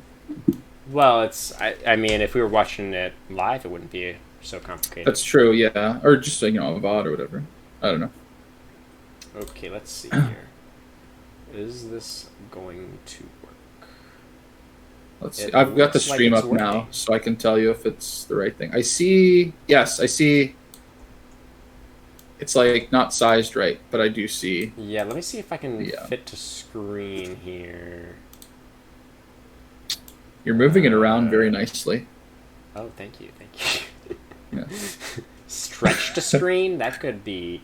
Is that bad? I think that's... Maybe. I don't know. It's still... Oh that's yeah, worse. yeah. Let's not do that. Let's do this instead. That's It's fine. like if you just made it like vertically, like I mean, this little square that it's in now is fine. Yeah, it It's not will optimal, suit but it's our fine. purposes just fine, I think. Yeah, yeah. So We this can look is at it. for game 1. This is the first link that you Yes. sent me. Yes. So it looks like the body pillows are on blue side. I should Mm-hmm. probably take a second to change all of the icons and stuff as well, actually. Yeah, But why don't and you can like load up the game too. Sure, sure. Why Yeah. don't you, talk about the change? I'll talk about the draft and stuff. Yeah. Yeah. All right. So Rylion's body pillow is going to be blue side, and they're banning the Vladimir, the Zillion, and the Seraphine. That makes sense. Zillion gets banned against Aqua a lot, I think. It might, maybe no, maybe it wasn't Aqua, but there was some other team in the league that gets Zillion banned all the time. And Seraphine's just outrageous. So those bans make sense. Tristana Viego Pantheon. I know that I think that so Swedish is on the body pillows. Mm-hmm. He plays Pantheon sort of regardless of what role he's playing. So that's why Pantheon is banned. And Viego's broken. You were right about Zillion, by the way. Zillion is also one of X-Bane's most played. There you go. Yeah, so these bans make sense. Jinx first pick, I love it. Very good.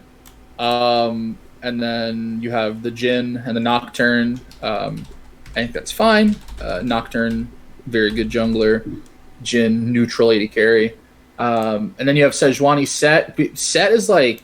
Set has been like the most evergreen champion throughout the Gold League, even going back to last split. Like he's just everybody plays him. And for better or worse, like doesn't matter what if it's like a good set patch or a bad set patch, Set's here. And then we've got more bans. The Akali LeBlanc is pretty good. Those are against Acadian, which I mean he was playing the Akali to reasonable success in that last game, and I know that he plays LeBlanc a lot, so those make sense. And then Aurelia Kale, those just make sense. Nobody likes to play against those champions. And we've got Galio, which is fine. Probably, actually no, is it? I'm gonna cheat a little bit. Yeah, so it's Galio mid for Anime Titty Clap, and then there's Braum Vayne. So Vayne is gonna be top or mid, okay.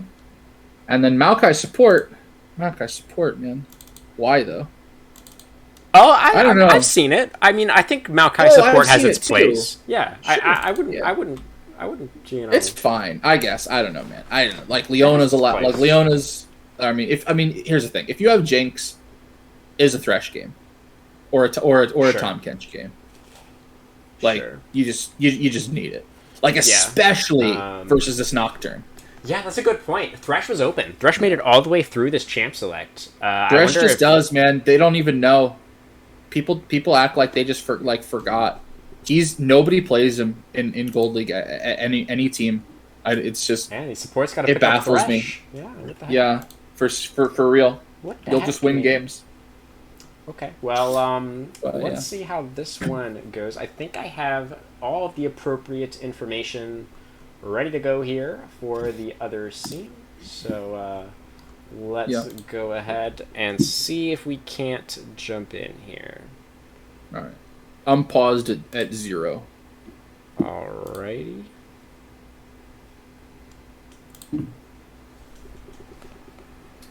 Body pillows on the blue side here for game 1, and Gaming Club Aqua is going to be on the red. Is my understanding. Yep. That is correct. It's also Braum is such a super weird pairing with Jhin too. Yeah, because they don't really have a way to quickly proc the Braum passive. That is very strange. That does not seem like a good pairing to me. Yeah, but here that's why we play the games, right? I suppose so. I'll be excited to see. I don't actually know. I'm not sure which series happened first for Gaming Club Aqua. If it was this one against the Body Pillows, or if it was the other one against Team Exiles. I can tell you. Yeah, could you possibly find out? It is. Let's see. Well, Team Exiles played Team Aqua on. No, that's just. It got taken away from me. I don't have the information anymore. I'm sorry. That's okay.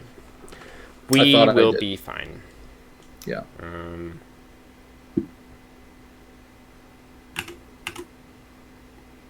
All right, here we go. We're getting there. Taking a look at the summoner spells and the runes here. Press the attack for Warwick. Seems just fine. Wait, Warwick. Hold on. Oh, I am in the wrong replay. This is not right. Hang on. Yes. Please hold. Oh, no. Uh-oh. What's happening? So Blue versus Aqua was on the 28th. And so says Wookie. And I don't know when this other game was. This other game might have been yesterday? Let's see this. This is one of them. Yeah, and the set was yesterday. So okay, we are watching these in chronological order. Beautiful. That seems very appropriate. Yeah, it's good. Zillion would be excited. But he'd probably be sad because he's banned. So okay, hard to say. So it appears I did not do these other replays correctly, so I might need a second here. Yeah, no problem. It's only fair that you take some time since I took, like 15 minutes or whatever. I mean, I really thought I did this earlier, so I don't really understand what the issue is. Yeah. It's not the most intuitive thing in the world. But I'm happy that I know how to do it now. Knowledge is good. You could even, absolutely. Yeah. Let's see here. I feel like Braum is the least of their concerns here. Let's see. Go back is Braum the least of their concerns? Yeah, I don't know. I mean, what do you think their concern is? You could take the support for a ranged AP and try to bully bot more. Yeah, but then you're playing a ranged enchanter support, and that's bad. Because engaged tanks are better. So, I disagree with that chatter. I don't want to say your name because it's kind of naughty. Oh, goodness. Scandalous. Yeah. Okay, here, hang on. So trying to clean up their entire team is AD. That's true. Definitely would have liked seeing maybe an AP jungler with the double AD carry. I can get behind that. And then you're looking to peel in Nocturne and Urgot. Yeah, I agree. There is not a lot of peel. I mean, Braum is like pretty good peel usually, especially with two. When you have 280 carries, I mean, if it was any other 80 carry that could build attack speed, other than Jhin, I would like it better. I mean, Braum literally has to auto attack the person once, and then why is Braum very good peel? Well, he has his Q that you can hit somebody with, and that puts a proc of passive, and you can also auto attack them. And then when your team auto attacks them, they have a stun, and you have 5 stuns as opposed to most champions. They have 1 stun on a long cooldown. That's good. You need peel elsewhere. You only need to peel for your 80 carries. I don't understand. Zyra is bad. I don't think you should ever play Zyra. Overloading the bot positioning. I mean, it's not really overloading it. You just have to play. Your 80 carries just need to play backline. Yeah, I mean, yeah. Vayne needs peel. Like Vayne has Braum. It's okay. And like Urgot just gets to play in the middle of the fight and just shoot everybody. And like Urgot insta procs Braum's passive. So I don't really see the issue with that. But yeah, I agree. The biggest problem with Aqua's comp is the lack of mixed damage. Good news, everyone. Yeah, we're here. I figured out how to do it. Yeah, nice. We're here.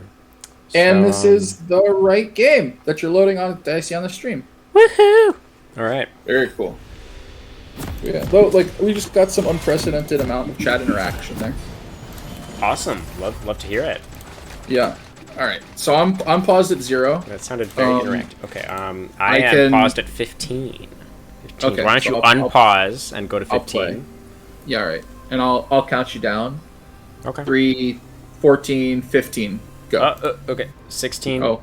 17, 17, 18, 19, 20. Yeah, we're about right. We're about there. Am I a little bit ahead? I'll pause. Probably like half a second. Yeah. All right. We're good.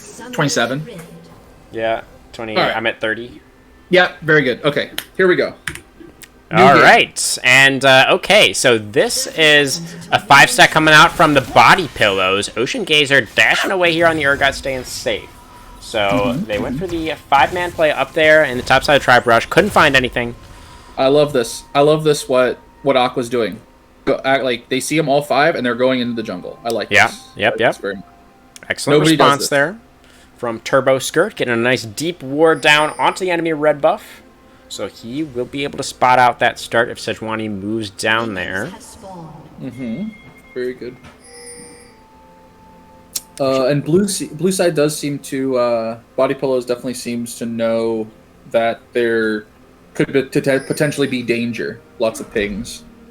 Well, but yeah. did anybody get a sweeper? Nobody has a sweeper on the Body Pillows, so they do not know that they have been spotted. I will lose my mind whenever the first time somebody in Gold League buys a sweeper level 1. That's my like on my Christmas list. Okay, all right. So you heard it here, guys. So if it's going to be your #1 fan, all you have to do is get a sweeper at level 1. It's that simple. MVP vote for me every game you play. Doesn't matter if you win. For the entire season. Yeah, exactly. For sure. It's easy money, guys. Come on. I do love that Jin went Boots 4 potion. I like that a lot. Yeah, pretty common for Jin players, I do believe. But you'd be surprised. Okay. And the Cull from Vayne. Interesting. Yeah, okay. We have a Vayne mid. Yeah. I was not caught up with that at all. Because I was very distracted trying to make everything work. So that's interesting. Which is, potentially scary against. It's good face breaker for tower shot.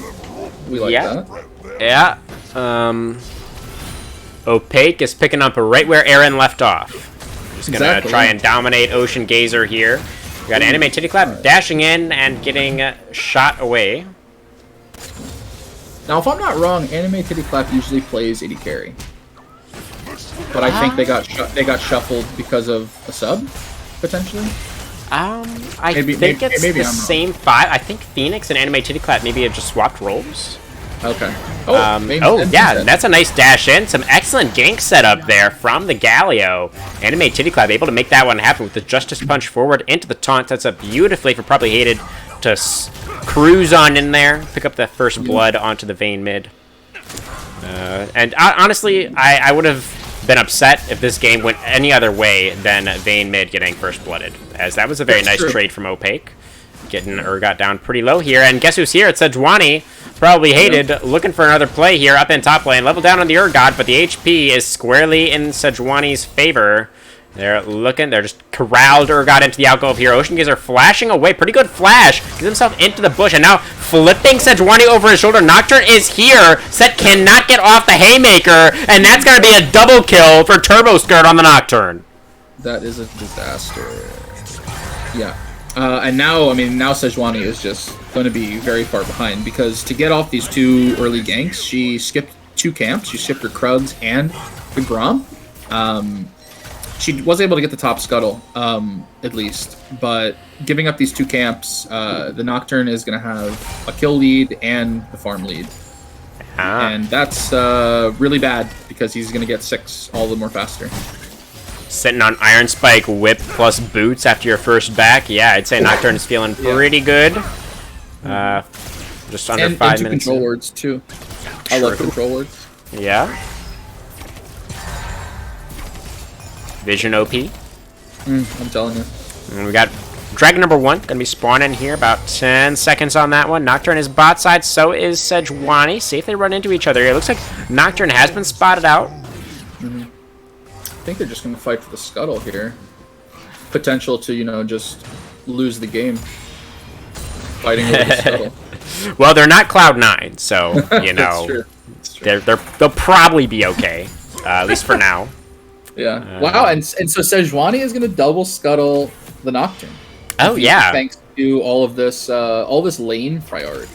Yeah, I guess the bot lane priority for Phoenix, or for Jinx Maokai is enough to scare Nocturne away from that crab.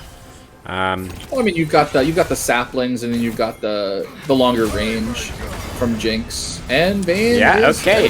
Oh yeah, she's pretty dead, isn't she? Oh, well, she had flash still. There's a Sejuani E. Probably hated. Is not done with you. Acadian, Ex-Acadian is gonna drop there. Anime Titty Club getting very low there. The Justice Punch is not in time. That is 4-0. Turbo Skirt on the Nocturne is just going off right now. Everybody's just bait. Everybody's bait for the Nocturne. Yeah, he's the Nocturne show. Yeah, he's a nightmare for literally everybody in the game. Yeah. Wherever he goes, everybody dies on his team and the enemy team. That's true. Yeah, I mean, a 4-0 Nocturne is, you know, really not where you want to be on the enemy team, really at all. Yeah. He is going to be very, very accelerated. He is going to be hitting level 6 probably any time now. He's actually clearing vision in the Dragon Pit for the time being. It just doesn't even matter. He can just start this. Oh, I really think he could be. Yeah, I really would have. I honestly with the prio too. Like I agree, guys. I completely agree, Soviet. I think he should have started it there. But just decided to go for the reset. Very safe play from Turbo Skirt here. Wants to protect his bounty, I guess. That's true. I guess. But yeah, I mean, his bot lane was pushing. His mid lane is a little bit of a dumpster fire, so, you know, there is that. Okay, a nice showstopper back from Opaque. Able to get a nice little solo kill for himself up there in top lane. Ocean Gazer a little bit too far forward. Opaque actually didn't even have to flash for that. Just landed the stun, walked behind Urgot. Solo kill. And now we're going to do Dragon. Oh, this is the potential to go really, really poorly for here. Because they've got the Galio ultimate ready. They've got the Sejuani doesn't have ultimate yet. Yeah, nobody can get in the pit though. It's just gonna get picked up. No contest. First Dragon going over to Gaming Club Aqua. I think if Maokai is feeling it a little bit there, and Twisted advances into the pit, you have the Galio ultimate on top of him. I think that maybe goes well. Maybe I'm insane, but whatever. Maokai has the Comet instead of the Aftershock, so I mean, he could have started that off, but it probably would have been his life that he traded for that. That's true. I'll trade any and all Maokai lives for plays. I mean, it was an option. Didn't decide to go for it. Did the body pillows. We'll see if Maokai decides to throw his life away at some point in the future. Could happen still. Rift Herald is alive now, as we are 8 minutes into the game. Jin, not so dark here. Continue. That was a flash forward from Maokai. He's looking for that advance, that twisted one specifically. That's Nocturne flashing over the wall, going for the chase onto Anime Titty Claps and Galio. It's another Q landing, but Galio has reinforcements in the area, and Turbo Skirt will back off just in time. Investing the flash there to try and chase. Didn't really work out for him. Probably would have liked to see him hang on to that cooldown after Galio flashed. You just kind of take those, but I mean, at least he didn't die. Nocturne is still. That's true. Doing okay. Nocturne's still only 4-0. Yeah. Very good. Yeah, I mean, still huge farm lead. Like, he can just clear his whole top side. Maybe look to clear these 2 pink wards, and then I don't know. I mean, I would try and. I mean, his mid and top are pushing, so you should be trying to play around top side here for this Herald. Yeah, I agree. There really isn't anybody topside right now, besides the top laners, of course. Ocean Gazer does have a level up right now, but Set, I imagine, is not too far behind him there.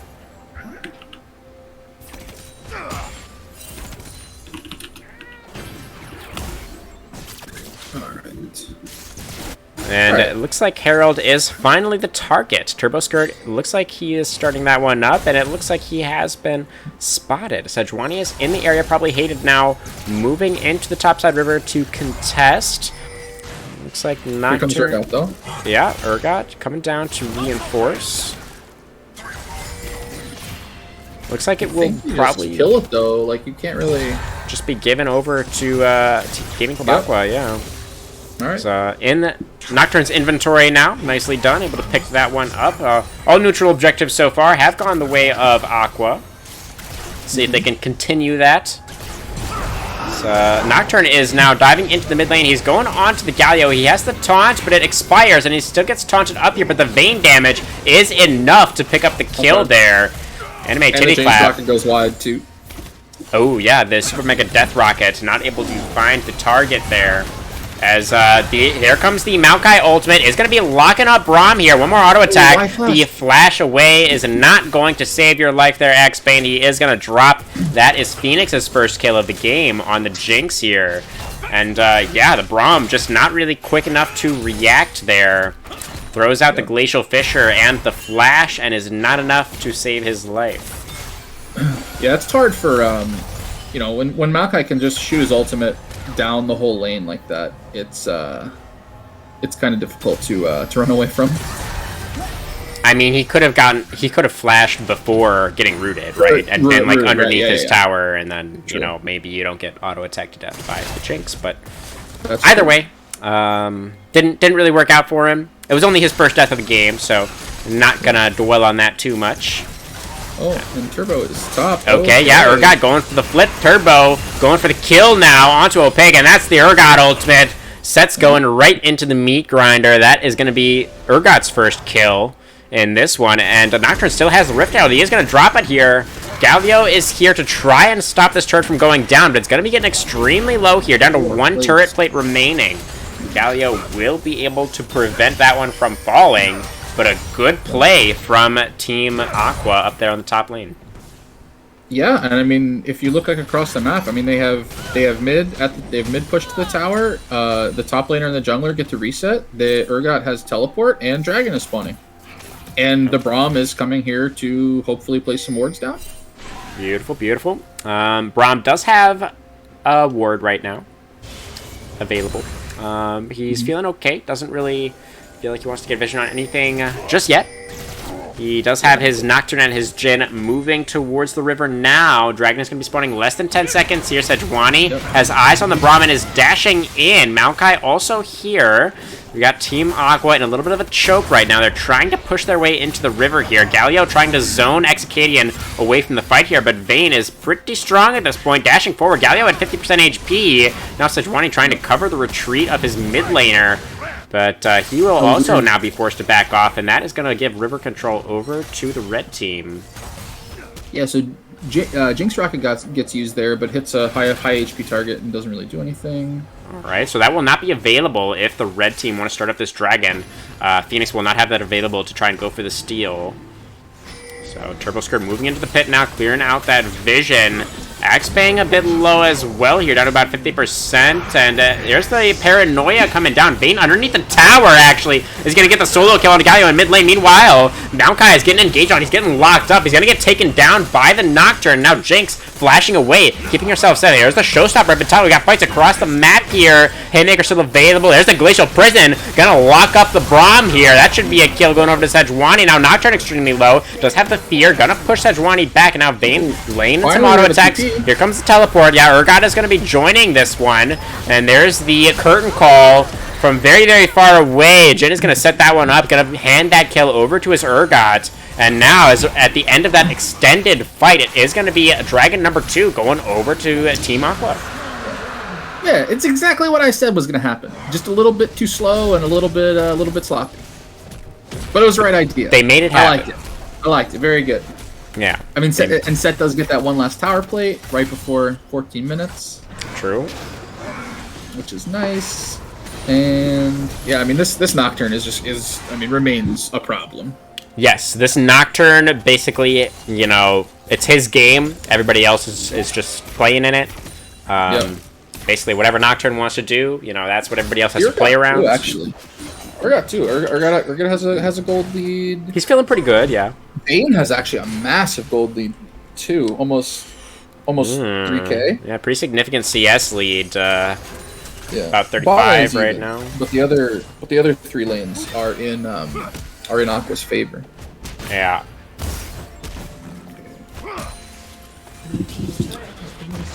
And there's first turret. That was the first turret. That was the turret that was softened up by the Rift Herald a little bit earlier on, so very, very low HP on that one. Did not take Urgot long at all to knock that one down, so that was on a bit of a reset after his own push. So that is going to be the first turret gold going over to Ocean Gazer. And Sejuani looking for another play in mid lane here, but Vayne is not the easiest target for these two champions. Here comes the Paranoia. He's going to get locked up by the Sejuani knock-up. The fear is going to come through. Oh my goodness, that Vayne damage is just way too much already here. And there's the Urgot ultimate. Ocean Gazer is going to get the fear onto the set as well. Opaque doesn't have any teammates left in the area. He's going to get flipped back away from his tower. Still has the Haymaker. No Urgot ultimate available. Does Ocean Gazer have the juice? He doesn't. Set is able to escape underneath his tower. Is going to be able to retreat, but that's 2 unanswered for the side of Team Aqua. They are going to be getting this mid lane tier 1 pretty shortly as well, I do believe. And they've got a significant advantage for themselves here in this one, Soviet. Yeah, seriously. I mean, and Second Herald just spawning, and Nocturne is topside looking to blast plant and take that. Yep, yeah, here he he's is. going to probably get that Second Herald for free. I don't really see any contest from Body Pillows coming through. Just doesn't seem realistic. And this was the same in the other game, in the game that got cut short. Aqua was really far ahead. And gonna have to stop you there. It's looking like we're going for a dive here. Pancakes underneath the tower. It gets the Q down. Is able to kill off the Braum, but it's just a support aside. And Phoenix just kind of walks under the tower with no minions and gets executed. So that was interesting. Yeah, I mean it's another 2 for 1 for Aqua. Okay, here's Paranoia in mid lane. Galio got his Justice Punch blocked by the Nocturne diving in there, so he's forced to flash over the wall into the Raptor Pit to keep himself alive there. But he is able to do so. The Herald. Yeah, there's Herald number 2 going to crash into mid lane here. This turret's probably not long for the Rift. Nocturne is going to get taunted up here underneath the tower, getting pretty low. Just needs a couple more hits on that tower, and oh my goodness, the Urgot ultimate is too much. That's going to be another kill onto the Galio. Anime Titty Clap is having a really rough one here, Sophie. It's 0-5 on the Galio right now. Why does he even have a Darksteel? Just got to sell that at this point, man. Yeah. Yeah, I agree. But I mean, something to be said about the Nocturne, like, it's obviously easier to do this when you're 506, but he's using his ultimate on cooldown. Like, it's such a powerful ultimate that, really doesn't have that tremendously long of a cooldown. Especially if you run Ultimate Hunter, which I'm not sure if he is, but yeah, pretty standard on Nocturne. Actually rotating your ultimate a lot, every cooldown. I mean, even if you don't get a kill, I mean, you're getting, he's getting flashes sometimes. He's getting, even if it's just, because I mean, it's a scary ultimate. I mean, you hear the Nocturne ultimate, and all 3 lanes need to back up. Yeah. Yeah. So instead of just holding it for this is a for sure kill, I'm just using the ultimate for pressure. Absolutely. And now he's level 11, so he's got rank 2, so he can come from further now. Completely agree, man. That Nocturne ultimate is off of cooldown once again. Does have that tool available, and yeah, I mean, I've actually been favoring the Nocturne a fair bit myself recently in solo queue, so completely agree there. The Nocturne ultimate, best to make use of that one as frequently as possible. So we will see where Turbo Skirt decides to go next. We are going to be looking at Dragon number 3 spawning onto the Rift here. 15 seconds on that one. Going to be Cloud Soul Point for Team Gaming Club Aqua if they do pick that one up. And Nocturne is heading down there now. Yeah, also exciting, Urgot has the Hull Breaker. This is the first game that I've seen someone build the item. In this league, at least. For me, I've not seen someone build the item in a game. Wow. Yeah. Well, it's pretty reasonably strong at the split push. As we're looking at the Maokai ultimate coming down here, but Swedish Pancake's already down to 50% HP. Here's the Galio ultimate, the heroic entrance here for Galio. Able to get a couple of knockups, but not much else, as he is just way separated from his team now. Phoenix running for the hills, but he's going to get slowed down by the Jhin ultimate here, and going to get cleaned up by the Urgot. That is 4 for nothing. Gaming Club Aqua. Sejuani gets the dragon, though. What? How did Sejuani get the dragon? Right at the end. She's just alive in the pit, 1v4, and just smites the dragon. Alright, I'm doing the replay. I'm going for the replay, Soviet. Alright. I'll pause. Alright, here's the Paranoia, there's the Galio, and now all of the body pillows are dead. And where's Sejuani? Sejuani is just in the pit. She's just in the pit. She's literally just hitting the dragon in the pit. Yep. And wow, wins the 50-50. Oh, wow, the smite from... actually, Nocturne never smited. It was literally at 9... It was at like 1,000, and then I saw 77. And then probably hated smited. That was pretty insane. Okay, I'm at 1940, 41... Do you want me to pause again? I'll pause for a second. Okay, I'll pause. Wait, you pause or I pause? You pause. Okay, I'm at 1945. Alright, get ready. 44, 45. Okay, 46, 47. They're pushing down at mid lane tier 3 now. This turret is definitely going down. And Nocturne is already off down there in the bottom lane, getting that wave all set up. Yeah, and there's gonna be another tower. Is he gonna get the full tower? He might.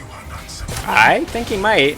He's been hitting it for a while. Yeah. Set is there. Oh, just barely gonna save it. A couple more auto attacks and that one is gonna. That'll be alright. It's prime for the hull breaker. Oh yes. I mean, probably just one auto attack from Urgot, honestly. Yeah. And it's gone. So. Yeah, and I mean Urgot's just. I mean they leave bot lane and Urgot's just at the base top lane, so it never stops. Now Baron is alive now. We are 20 minutes in. So that is going to be an option from this point forward. We are seeing some pings from Gaming Club Aqua onto that one already. They know that they're extremely far ahead in this game. And let's see if they can do a little bit of a better job closing out than what we saw from Team Exiles in that previous series. So good. Yep, and I mean, Sejuani just showing herself on the minion wave in the bot lane. That's going to be Baron. Oh yeah, it's super gone. Yep. It is way gone. Nobody from the body pillows even got close to that one. And let's see what this push ends up looking like. What kind of formation do you expect to see out of Team Aqua here? I mean, you could do a 1-3-1. You could do a 1-3-1 like sort of a lot of different ways. I mean, obviously you're gonna have Urgot with the hull breaker. He's in a side lane. And then, I mean, the Vayne. I mean, Vayne's obviously a very good duelist. Like, she has teleport, or Nocturne could be the other person. Because he can join with his ultimate. Right. So, that's very true. A lot of options. Well, Nocturne taking Wolves is probably not the play. Your whole team is alive and you have Baron, so you should probably be looking to take some structures here. But he is just going to continue to farm his camps for now, while 3 members of his team push in the bottom lane. Nocturne. Like 1-3-1. Right, except one of the members is just farming instead of pushing. Right. But it's basically the same, yeah. He's shadowing here. He's ready to ult. Yeah, he's made his way over. He's in ult range now, absolutely. So Nocturne has arrived for the push. And Urgot is off on his own in the top side. I do like this these lane assignments. You already got mid lane tier 3, so there's no reason to siege that lane, really.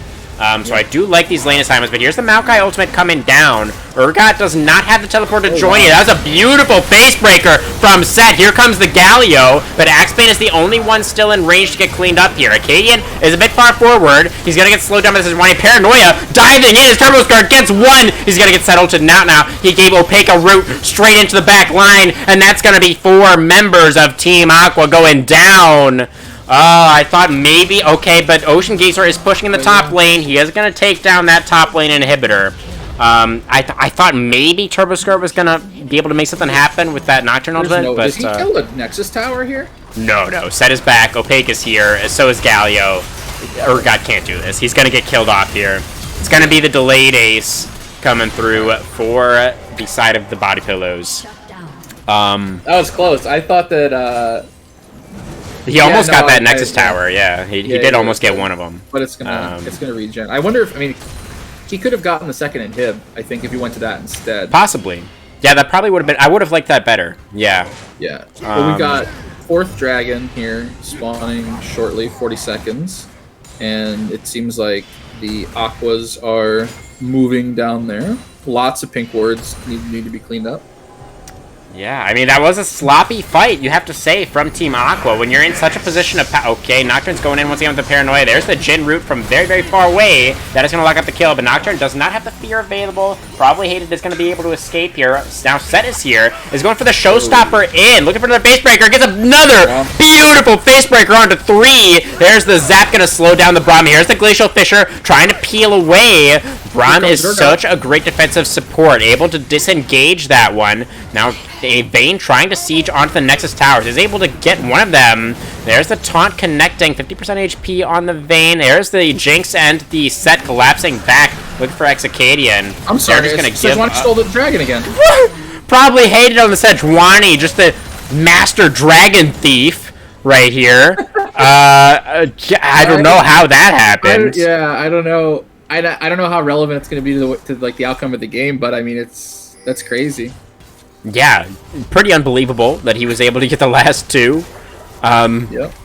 But props to him. Great play from Probably Hated, trying to keep his team. I mean, the thing about these fights, like, all these team fights are 4v5. Like, they're so close to just completely going in Aqua's favor. Like, if these last 2 team fights, if Set doesn't land the 4-man face breaker, I mean, it's just Aqua just wipes the floor with the fights. And Maokai ultimate can't find anything there. Here's the Paranoia coming in once again, but they're in a little bit of a 2v4 here. But there's the Urgot ultimate. He's gonna get a nice fear there onto 2, but Nocturne extremely low. He's gonna get taken down here. Ocean Gears are still alive. Gonna get stunned up by the Sejuani. Galio arriving to the play as well, and that's gonna be a couple more kills going over to the side of the body pillows. Seems like Team Aqua is getting a little bit sloppy here, Soviet. They have very, very severe macro advantage, but they're just kind of throwing away some freebies here. Yeah, they see they see the first person and they get really excited, and then they don't take the extra time to think like, okay, well, they're probably not just by themselves like inting into us, right? And they just engage onto the Maokai. And then surprise, the team is there. And, oops, I guess we're in the enemy's jungle. Oh no, they're here. Oops. Yeah. I mean, they're yet to lose a tower, so I mean, they're not really in danger of losing the game, really, anywhere even near that. But okay, yeah, Maokai has gotten caught out a little bit here by Exicadian. That was a gameplay experience right there. Swedish pancakes. Yep. Vayne with a Kraken Slayer. Oh yeah. All sad tree. And press. That's the 3rd shot doing 3 extra things. So, yeah. Definitely. Just call Vayne a lumberjack. She's just chopping down trees left and right. And it looks like the call is to just pick up the Baron here, and then they're probably gonna look for the end afterwards. Yeah. I would have to assume.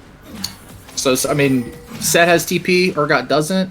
That's something we can say. Set's recalling right now. Maybe gonna finish. I don't know what Tiamat and Giants built is. Is that Titanic? But Set doesn't build Titanic. It's Titanic. It is Titanic, yes. Yeah, a little bit of a curious choice. It's not going to give him any really additional tankiness. I mean, there's a little bit of HP there, but really the item is more for wave clear. Urgot is just Urgot is just destroying him in the 1v1 with the Hull Breaker. Yeah, I mean, I guess if Opaque's idea is like he just needs to clear out the waves and prevent Urgot from taking the Nexus with the Soul Breaker, then like I guess I could see it, but seems like a pretty significant investment for something that he may not be able to accomplish regardless, as Baron has been started here. That's a nice Space Breaker getting the stun. Showstopper is available, but Baron is already gone. Probably hated. He's in there. Sejuani is in the Baron pit, but it does go over to Turbo Skirt this time around, but these health bars on Team Aqua are just evaporating. That is going to be a lot of kills going over to the body pillows here. They're able to pick up actually only 2 for themselves. Nocturne and Jhin both able to flash out of the Baron pit, keep themselves alive there. Not so dark, just kind of expending the curtain call for a single shot, and now he is dead. I'm not sure what the Jhin was thinking there. He just kind of was trying to stop the backs, but not the ultimate. Yeah. I mean, they get the last base tower. Sorry, not the base tower, but the last tier 3 inhibitor tower. Bottom for that, and they lose the top inhib again. I don't know. Yeah, I mean, they still have 2 Barons left. They've got, and one of them is on Urgot, right? So that's pretty key. They should be able to continue pressing forward towards the enemy base here with the remaining Barons that they do have. But, I mean, the kill count is starting to shrink pretty dramatically. For sure, yeah. The gold is still, at 12k. Right. A couple of Barons will do that. So and 10 turrets to none also is, Right, yeah. Still no turrets is actually crazy. Yeah. In a 40 kill game, one team having all their turrets alive is actually insane. Like, you have a Set. I understand he's laning against an Urgot. I guess, Ocean Gazer has just been in the side lane so often. Like, Set has never had a chance to do anything. And if Set tries to go to a lane where Urgot isn't, then Urgot just takes the Nexus and nobody else can stop him. Right. So, okay, Sejuani's in the pit now. This is Cloud Dragon going for another steal. It's Braum who gets it somehow with the Glacial Fissure. Now the Nocturne Fear is going to push Sejuani away, but the nice Showstopper. Set's able to pick up a kill onto the Braum. He's looking for more now. Vayne is very well equipped to take down the Set, though. That's going to be the last Silver Bullet proc taking down the enemy top laner. And only Galio and Jinx left alive. It's a 4v2 on the map. Animated Clap punching away, trying to keep himself alive, but he's going to get rooted by the Jhin here. That's another slow, and that's going to be another kill. 4v1 now. Phoenix, the last hope for his squad here in game number 1. I don't think the lone Jinx is going to be enough. Yep, I definitely think they're gonna end right here. They've got the Urgot, they've got the Vayne. Vayne, attack the tower, please. Still 5 seconds on Maokai. Nexus under fire. That is going to be game 1. That's a shutdown for Phoenix at the last second there. But they didn't lose any turrets. Yeah, perfect game in terms of turrets for the side of Team Aqua. So so the league has now seen a perfect game in terms of no kills or like no deaths, right? Like a 20 whatever to 0, and now a perfect objective. Well, sorry, I guess not perfect objectives because they gave up dragons, but perfect towers. Yeah, pretty exciting stuff there. You'd have to say. For sure. Now I am probably gonna need a second here because I have not bothered to get that last replay all sorted just yet. Sure, yeah. I gotta one moment, figure it out please. Too.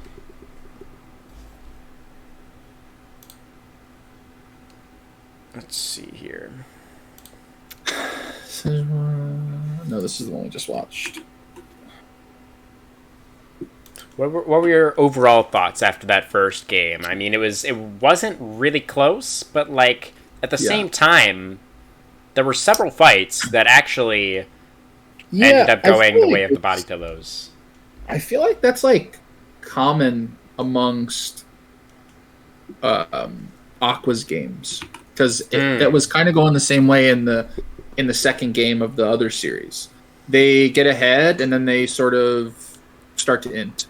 Well, they were behind in the very early game in that second game, but I take your point that they did have an advantage that they weren't necessarily using extremely well.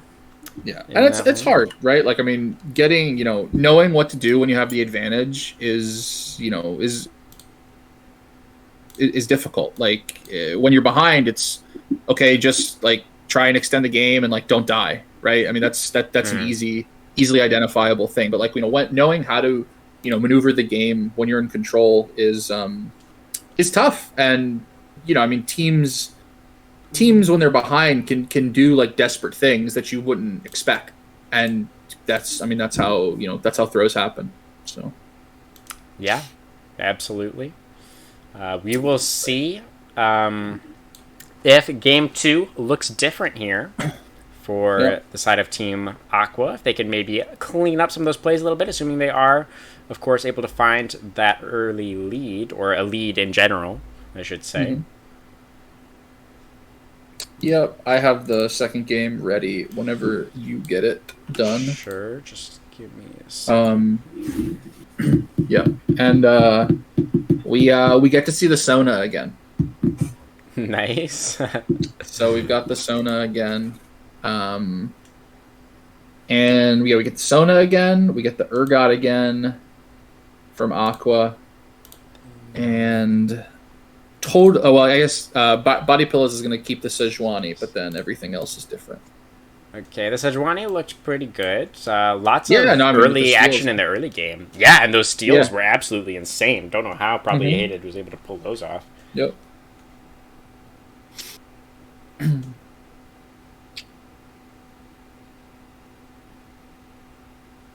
8, 9. Yeah.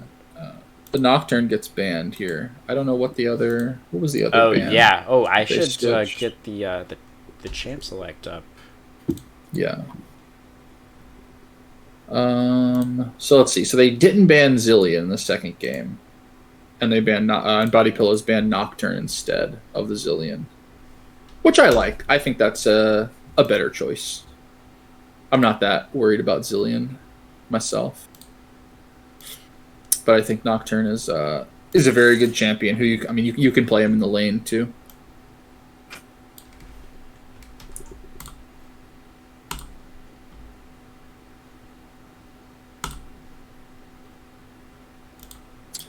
Let's see what chat's saying. Abyssal Mask on Sejuani. She built Abyssal Mask? Or you want her to build Abyssal Mask? Okay, does that look like the correct draft up on the stream there? Let me see. This is the draft from the first game. Are you sure? I don't remember a KO. It just changed. It was the first one. Okay, initially. but it looks but now it's correct now. Yeah. Okay, good. Yeah. So they have So it's the same bans from Aqua, in the first round, and just the Nocturne is the change. And then Aqua takes the Caitlyn, and Body Pillows get the Jhin. And there's Sejuani, and then they have Trundle Urgot. Yeah, and they still ban the Zilean in the second rotation. That's different from last game. It was Team Aqua that had the Jhin. Right. So, yeah, going to be Phoenix piloting that one this time around. The Xerath is very interesting. I know that. I think that. So I guess that's Swedish playing Xerath.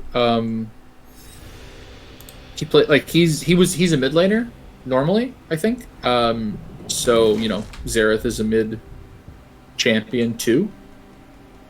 So some transferable skills. Sure. Haven't seen too much Xerath mid in a while. I mean, just hasn't been a very popular pick in recent patches, but that's very true. That anybody who's played mid lane for a while likely has some reps on Xerath. Mm-hmm. Not too difficult of a champion to pilot either. That's you just got to land your skill shots. It's pretty straightforward what he's trying to do. Just hit him. Yeah, all you got to do is hit your skill shots. It's that simple. Just hit him.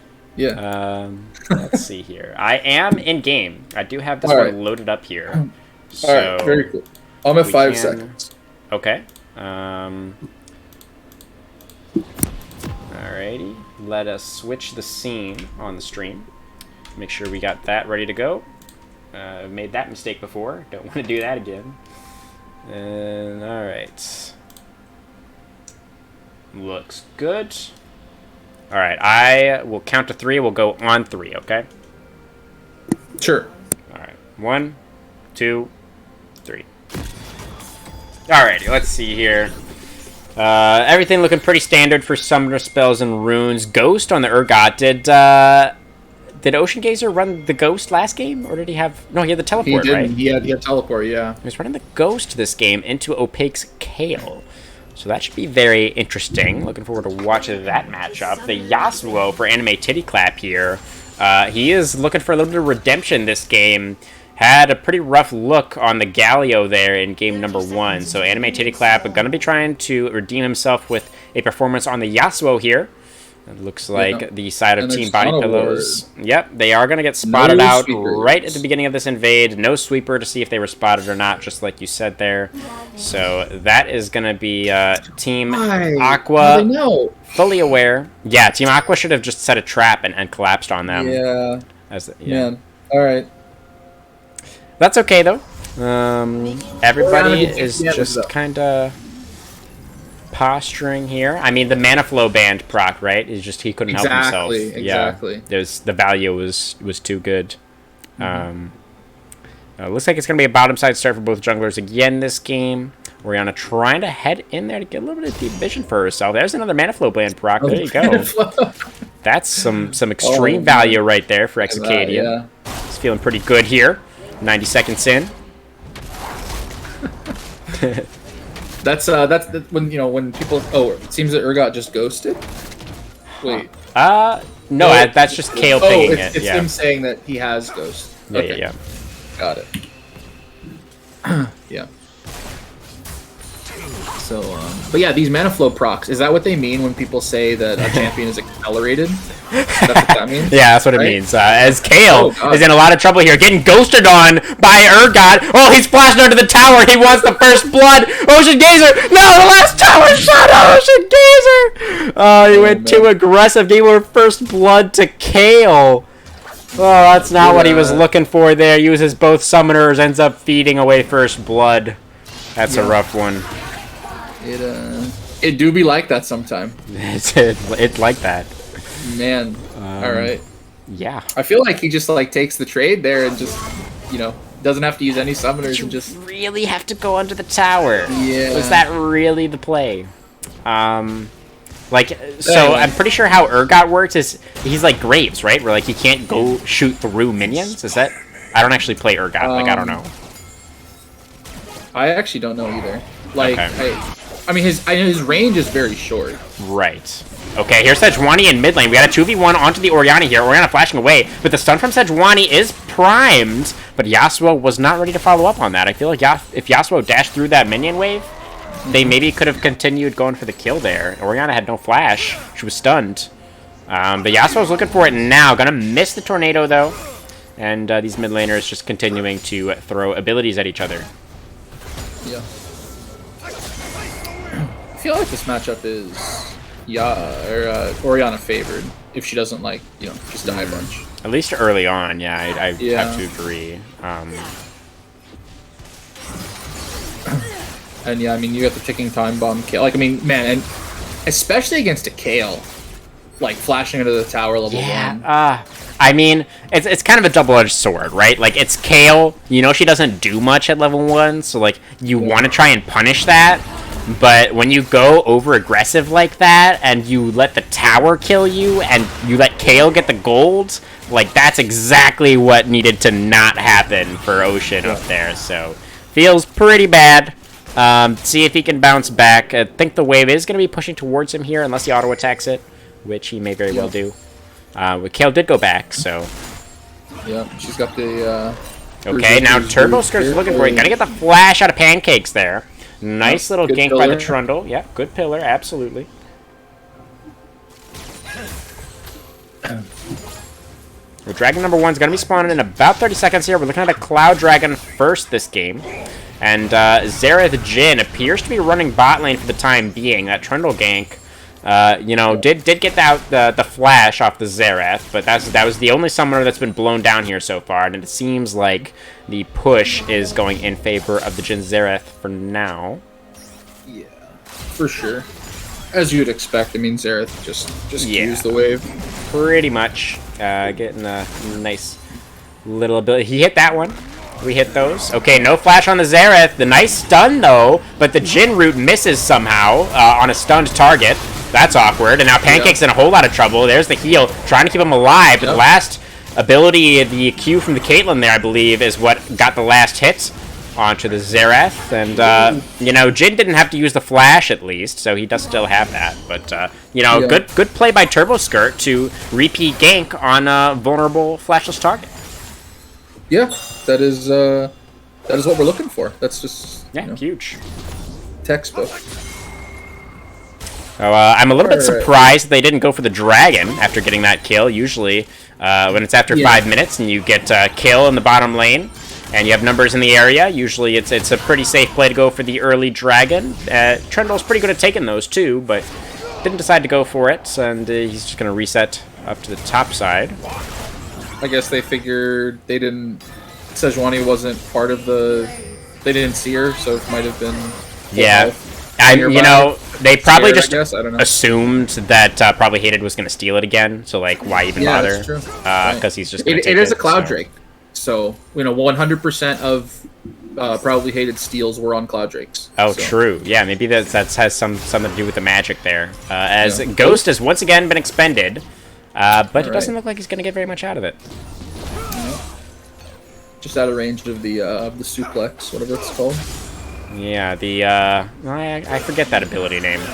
Oh, that's a dragon going over to Sejuani, and there's a Yasuo ulting onto an Orianna. She has been ignited. There's a shockwave to try and buy space, but it's not going to be enough. Actually, I don't even think the flash was necessary there. I'm pretty sure Orianna would have burned down to the ignite. And Anime Titty Clap is probably going to die now, but his teammates have arrived. Xerath is around to stun up the Trundle, and Yasuo is going to walk away with his kill. Not bad. Not bad. But yeah. I mean, just probably Hated is just, affinity for Cloud Drakes continues. Yeah. Absolutely. He has got a bit of a monopoly on those tonight. Yeah. I don't Ultimate really remember how cooldown, running very fast, all things that Sejuani is known for. Sure. Alright. What now? Herald spawning here in 30. Gonna be... I mean, Kale looks like she wants it, not just warding. Okay. Kale rushing the tier 2 boots is a little bit interesting. I feel like that's not really standard for Kale. Yeah, doesn't she just want the Nashers? Yeah, I feel like you kind of just like a rush for your Nashers, typically. But, yeah, I mean, whatever. I'm not an expert, certainly, in Kale. Urgot actually has no items as of yet. So I'm not sure what's going on there. He's got like 1,800 in the bank, but hasn't decided to go back yet. As Yasuo looking for it, can't find it. No. Sejuani sitting on a ward. Very good. Nice, nice. No sweeper yet on the Sejuani, so no way of checking that bush, unfortunately. No sweepers on Aqua at all. Or sorry, on body pillows at all. Yeah. We'll see when that does end up coming through. Richard is alive here. We are about almost 9 minutes in. And Sejuani looks like she's maybe going for something top side. Yasuo is going to get the knock up here. He has the ultimate available once again. Acadian in some trouble. There's the shockwave. He's flashing away. He has the flash available. Going to stay alive for now. But this Yasuo is starting to bully the Clockwork Lady a little bit here in mid lane. He's down C, yes, but he's starting to threaten those kills pretty regularly. Okay, now Turbo Skirt's looking for it. Yasuo has the knock up, but no ultimate. He's going to dash. And he is going to die. Going to get clubbed right in the head by Trundle there. And Turbo Skirt did commit the subjugate just to make sure he could get that kill, but well worth it, I think. And he is going to push that wave in and be feeling pretty good. Yeah, no plates have been taken yet across the whole map. I'm just seeing that now. Interesting to note. Yes, no Herald's been taken either, although it is still available, of course. Just dragon, yeah, just farming. Yeah, I mean, the gold is, dead even. It is. And, yeah, 2-2 in kills. We are very, very even so far in this one. Oh, I just realized my score is wrong. I should probably have a 1 for Team Aqua over there on the stream. Is it worth pausing so I can change that? If you want to, sure. I'll pause. Okay, okay. I just realized that. Red score.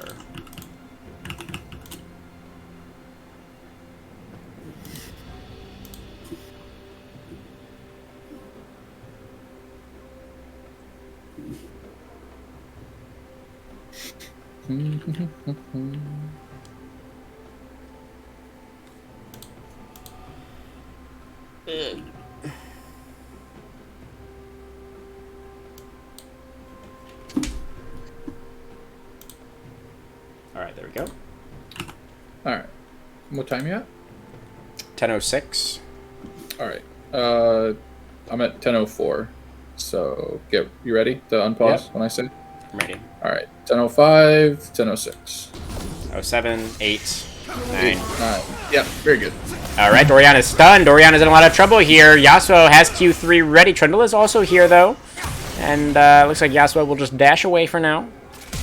Okay, and now no Xerath in the bottom lane means Phoenix has to play respectfully there. Forces to flash away from the Sona R. Oh, trade of flashes. Oh, another trade of flashes up here in top lane. Good reaction speed from Opaque there to keep himself alive. And, yeah. Yeah. Nobody, all these flashes. Yeah. Yep. Okay, Yasuo, he has the last breath once again, and he has the ignite, and he's got the kill. 2-1 now, anime titty clap. Yeah. Living up to his name. Clapping those anime titties. Doing anime things. Yeah. Oh, yeah.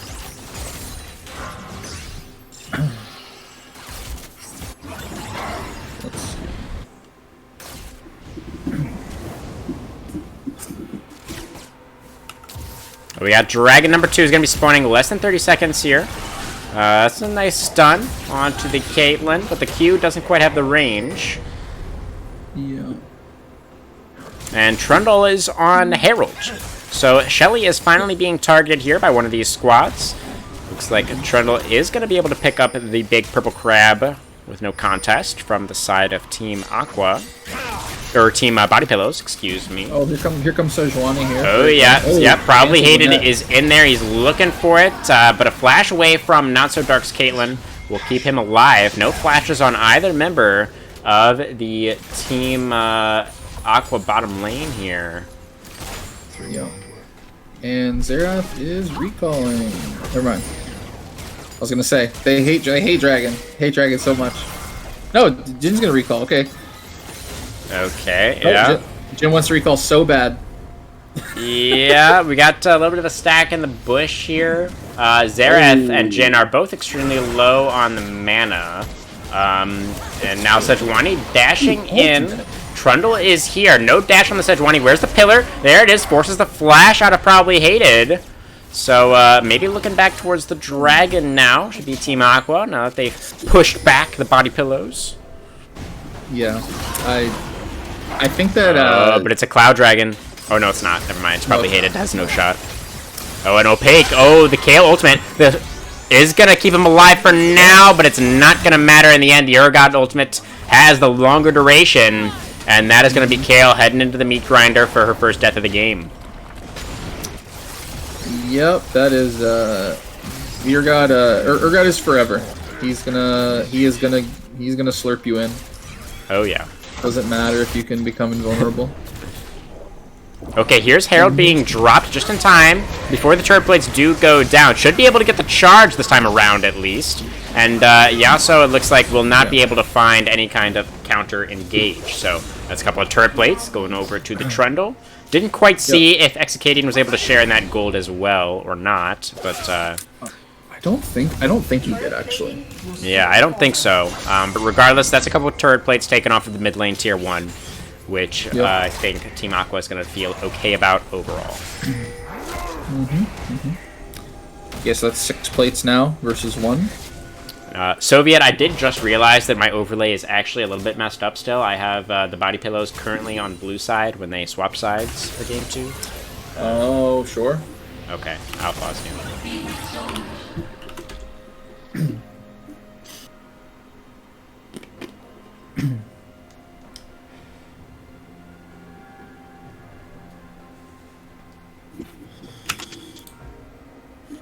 So let's see. All right, Jin has Gale Force, so that's pretty good. It's the only mythic in the game. Urgot has his Titanic Hydra already. And everybody else has components. And I don't foresee anything happening until the next Dragon. All right.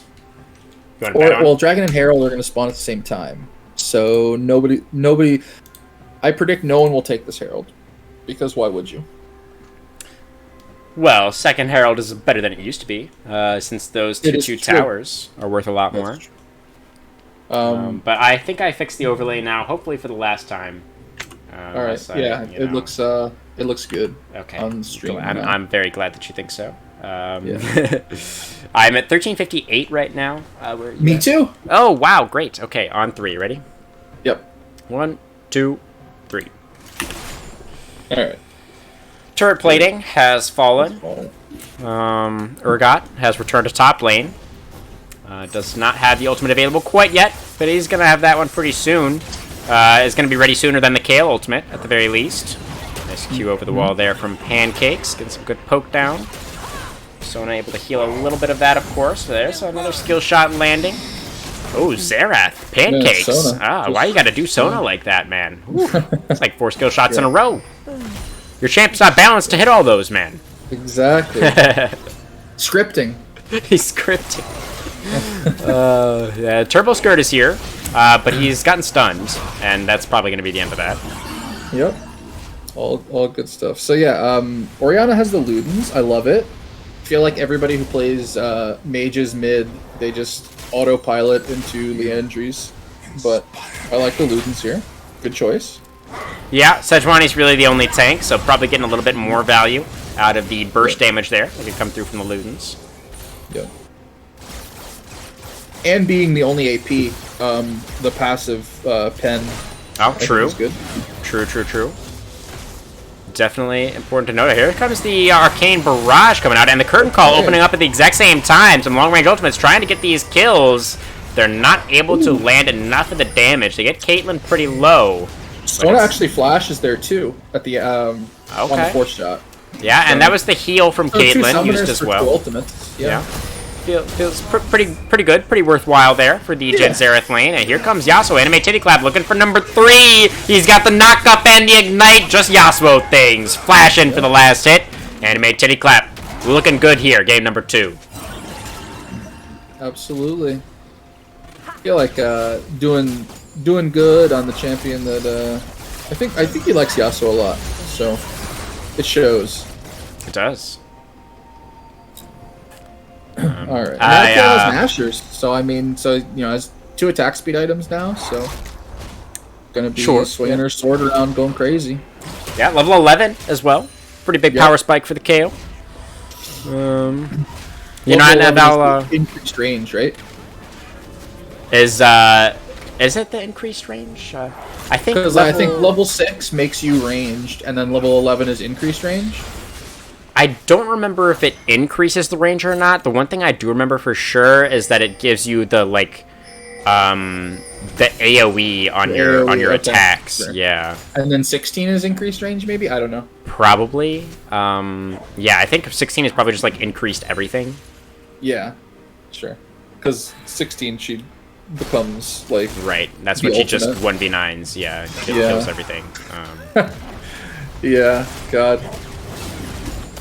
Yeah, I had a pretty wild Kale game the other day. I was like, flashing forward. Ocean Gazer looking for it. Kale down to about 50% HP. Does have the ultimate available, but decides not to cast it. Kale just dies. Yeah. All right. Okay. Flashing goes for the Urgot. Tactical death there for OP. Yeah, maybe he just thought that the Kale ult would not have saved him. So he's just like, oh, I'm just going to save the cooldown. Yeah, maybe. But like, you're under your tower. I feel like it's worth a try. Yeah, I don't know. As this fight is looking pretty good for Team Body Pillows, as probably hated is pretty low. He's going to be forced to back away there. But the Trundle and Sona are on the run here. Trundle going to get stunned up, going to get taken down by the last auto attack from Phoenix. Is able to claim that kill. It is now 5v4 on the map with Dragon number 3 alive. Got to imagine this should go over to the Body Pillows here, Soviet. Yeah. But they're a little bit split right now. We got a 3-man push into the jungle coming through from Team Aqua. Here's the curtain call opening up once again here. Not really able to connect onto anybody, though, unfortunately. And here's the Body Pillows trying to make their way back into the river. That's a lot of damage. Just exit out of nowhere. Opaque makes his way into the fight and just completely annihilates Orianna and Sona. And now Sejuani isn't going to have to steal this one. She's going to be able to secure it nice and comfortably. Yep. Yeah, I mean, this Urgot is like a problem though still for the Body Pillows. He's just at the tower constantly. Like, yeah. Yeah. He does have that Titanic Hydra online, so Urgot able to clear those waves very, very quickly. And he has 2,700 now, and there's the Hull Breaker. Okay, yeah, it's going to be a split push game for Ocean, I suppose. Yeah. He was... no teleport this time, though, so... Yeah, that's an interesting one. Yeah. That's an interesting one. Seems like the item choices don't necessarily align with the summoner spell choices too well. Yeah. But, you know, we'll see if he can make it work. Here comes the Rite of the Arcane again from Xerath, but again, not able to find any kills with it. Yeah. They are getting that bot lane tier 1 pretty low. Oh my god, the Sona damage, what was that? Are you gonna get converted? Oh, by the way, Sona went tier. No. Yeah, she went. He went tier Sona last time. Oh, interesting. And he just he never upgraded it. He just had tier in his inventory. Well, I mean, I guess Sona, you know, does enjoy having more mana available. That does, you know, make sense, somewhat at least, as Ocean Gazer is in a 1v2, but he has 2 levels up on the KL and 4 levels up on the Sejuani, so I don't think he's really too afraid. Trundle's here now, so yeah, he's just fine. I think he's chilling. Yeah. Honestly, like, the Trundle being here might even be bad, because it turns off the Hull Breaker. It does, doesn't it? He's not getting. Urgot's not getting those additional resistances right now. Well, no. Well, I don't know what nearby means. When no allied champions are nearby. It is pretty unclear. I wonder if there's like some kind of radius, like if you hover over the item, like if you buy the item, if you can like tell like, somehow. In the game, maybe, yeah. Yeah, I mean, I don't think there's any way for us to track that from here, unfortunately. Oh wow, and the resistances decay over 3 seconds if an ally gets too close. So that's interesting. Oh, so they don't disappear immediately. Right. Pretty cool. Okay. Alright. Yeah, okay. Dodge. Fancy feet from Exicadian here. He's trying dip, dive, duck, and dodge away from the curtain call there. And they are able to dodge the balls. Yeah, and then the dodge the Xerath, and then you have to dodge the bullets. Anime Titty Clappy's going in with the Yasuo ultimate, and the Subjugate! Oh, almost a kill for Turbo Skirt there. Probably ill-advised to go for the 1v1 against Yasuo, just in general. I mean, he did have the Subjugate, so pretty powerful 1v1 tool, but even still, you're pretty far down in XP to the Yasuo, and he's Yasuo, so... Did not work out for Turbo Skirt there. And Ocean Gazer is going to go ahead and take a crack at it now, but it looks like Yasuo was able to dash over the wall, and he's out of there. Yep, I think the 1v1 is probably in the Urgot's favor there. Oh, yeah. I mean, if Urgot could have got on top of him, yeah, I think Urgot actually can win those. So... Goodbye, ATC, to get out of there. Yeah, and Urgot's just taking the whole... Oh, not going to take the red buff. A benevolent god, leaving the red buff for the Trundle before he returns to the side lane, his home. Yeah. Yeah, I think that's a pretty good rotation overall. Urgot's going to, you know, look for his next tier 1, but it does mean that the Kayle is currently unanswered up in top lane, which is, you know, pretty good for Kayle. She's going to get that top lane tier 1 for herself, so even if Urgot is able to get the bot lane tier 1, it's only going to be a trade. And Exicadian here does have the blue buff available, plus the shockwave, so if he has Trundle come up here, they could potentially look for a play onto the Kayle. Yeah. And we already have an improvement. Both teams have killed towers in this game. Here we go. Okay, the shockwave is used but not connected, and Kayle is getting out a whole lot of damage here, but it's not enough. Kayle will go down once again without using her ultimate. So yeah, a little bit of a question mark thing there on Opaque once again. And meanwhile, Sejuani is looking a bit dead here, and that's going to be a fear coming onto Yasuo now. Anime Titty Clap forced to flash over the wall using the Blast Cone to get himself to safety. But that's a couple unanswered now going over the way of Team Aqua here, Soviet.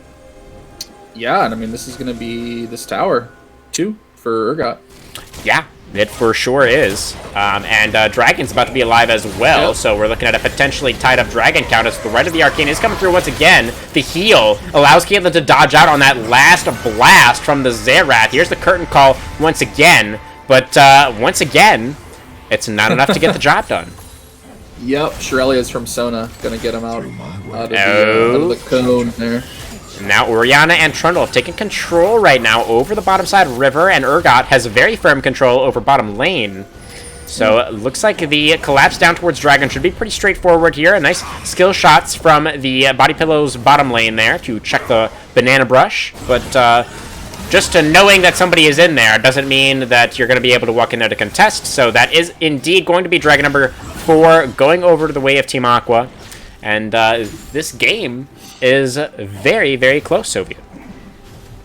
Yeah, it definitely is close. I do, I guess the blue team, which is the Body Pillows, have no, that's blue wrong. team is Aqua. That's Aqua. Yep. They have more of a clock on this game, because the Body Pillows have, they have another carry in the Xerath, and they also have the Kale, ticking time bomb.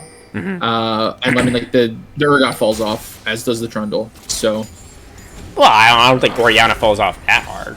I mean, she's not as flashy, but when she has Urgot and Trundle fall off. Oh, I thought you said Orianna. My bad. Not Orianna, no. Orianna and the Caitlyn, they have scaling too, and I mean the Sona has scaling too. But is a support. Like the Xerath has scaling, but he's going to be. I mean, Xerath does a ton of damage. Yeah, even now, he has a ton of damage. Yeah, for sure. I mean, especially getting it onto the getting it onto any of the bottom three. Orianna, the Caitlyn. Okay, here's the level 12 Sejuani trying to get onto the level 16 Urgot. She is going to land a Glacial Prison, but she's now going to get flipped over his shoulder and is getting just absolutely annihilated. Gets it ground up into a very, very fine Sejuani paste. And Yasuo is going to get shut down as well. Ace in the hole. Not so dark. Able to pick up that kill onto the enemy mid laner and save his top laner. Yeah, probably hated and ATC there, biting off a little bit more than they could chew. Yep. That was the really good ultimate from far away. I mean, it was needed. I mean, Urgot... Yeah, it was close, yeah. HP. Yasuo was almost able to get the Urgot there, but... He just had half HP. This Hullbreaker, man. I guess so, yeah. He's got the Vamp Scepter now, too, so he's got a little bit of extra life steal there. And he has a Titanic. Yeah, he just got... Oh, wow, he's taking their inhibitor. Oh, yeah. Huh, that's interesting. That's top lane tier 3 going down to Ocean Gazer. As meanwhile in mid lane, Phoenix is clearing out a minion wave. These have been the most milquetoast Jhin ultimates I've ever seen. Yeah, they haven't really seemed to do much. Isn't, the most valuable thing in the world, but it's just, I don't know why it's just so funny to me. It's like, oh, Jhin, I'm with you. I'm with you, man. Yeah, he hasn't really been able to accomplish very much here. Has Phoenix on the Jhin? He does have 2 kills, and he hasn't died. So that's you can't really complain about that performance. But maybe could have done a little bit more.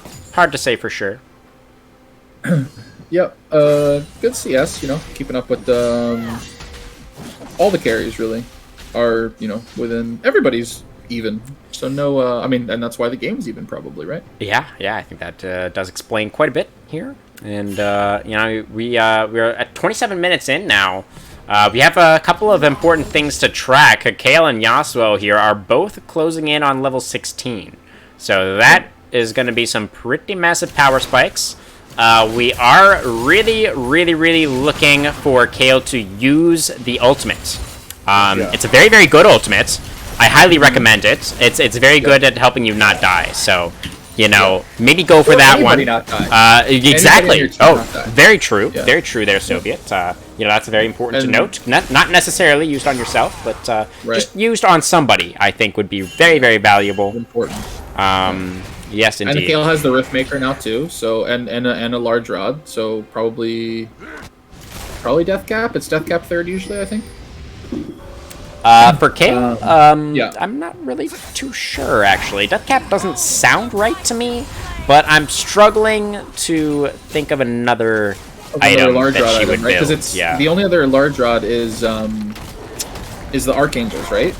And you need tier for that, so it's not going to be that. But I mean, whatever. Oh, and Urgot has Eclipse in this game.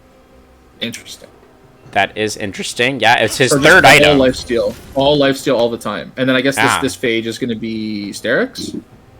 Most likely, yeah. Yeah, all right. And Yasuo has his has his 100% crit, has his Infinity Edge, so he's dealing a lot of damage. He's got the Executioners as well. Try to cut that healing from the Urgot. He's like halfway between. He's got the Executioners, but I think the Chain Vest is going to be for GA. So Kale is level 16 now, so Opaque really should just be trying to shred through the Urgot right now. I'm not sure why he is refusing to auto-attack the Urgot. That is a bit mystifying to me. But he is continuing to get pushed in up there in his own base. And meanwhile, we've got a 4v4 in the bottom side river. We're fighting over Dragon number 5 here. Here comes the curtain call. We're going to get some slows.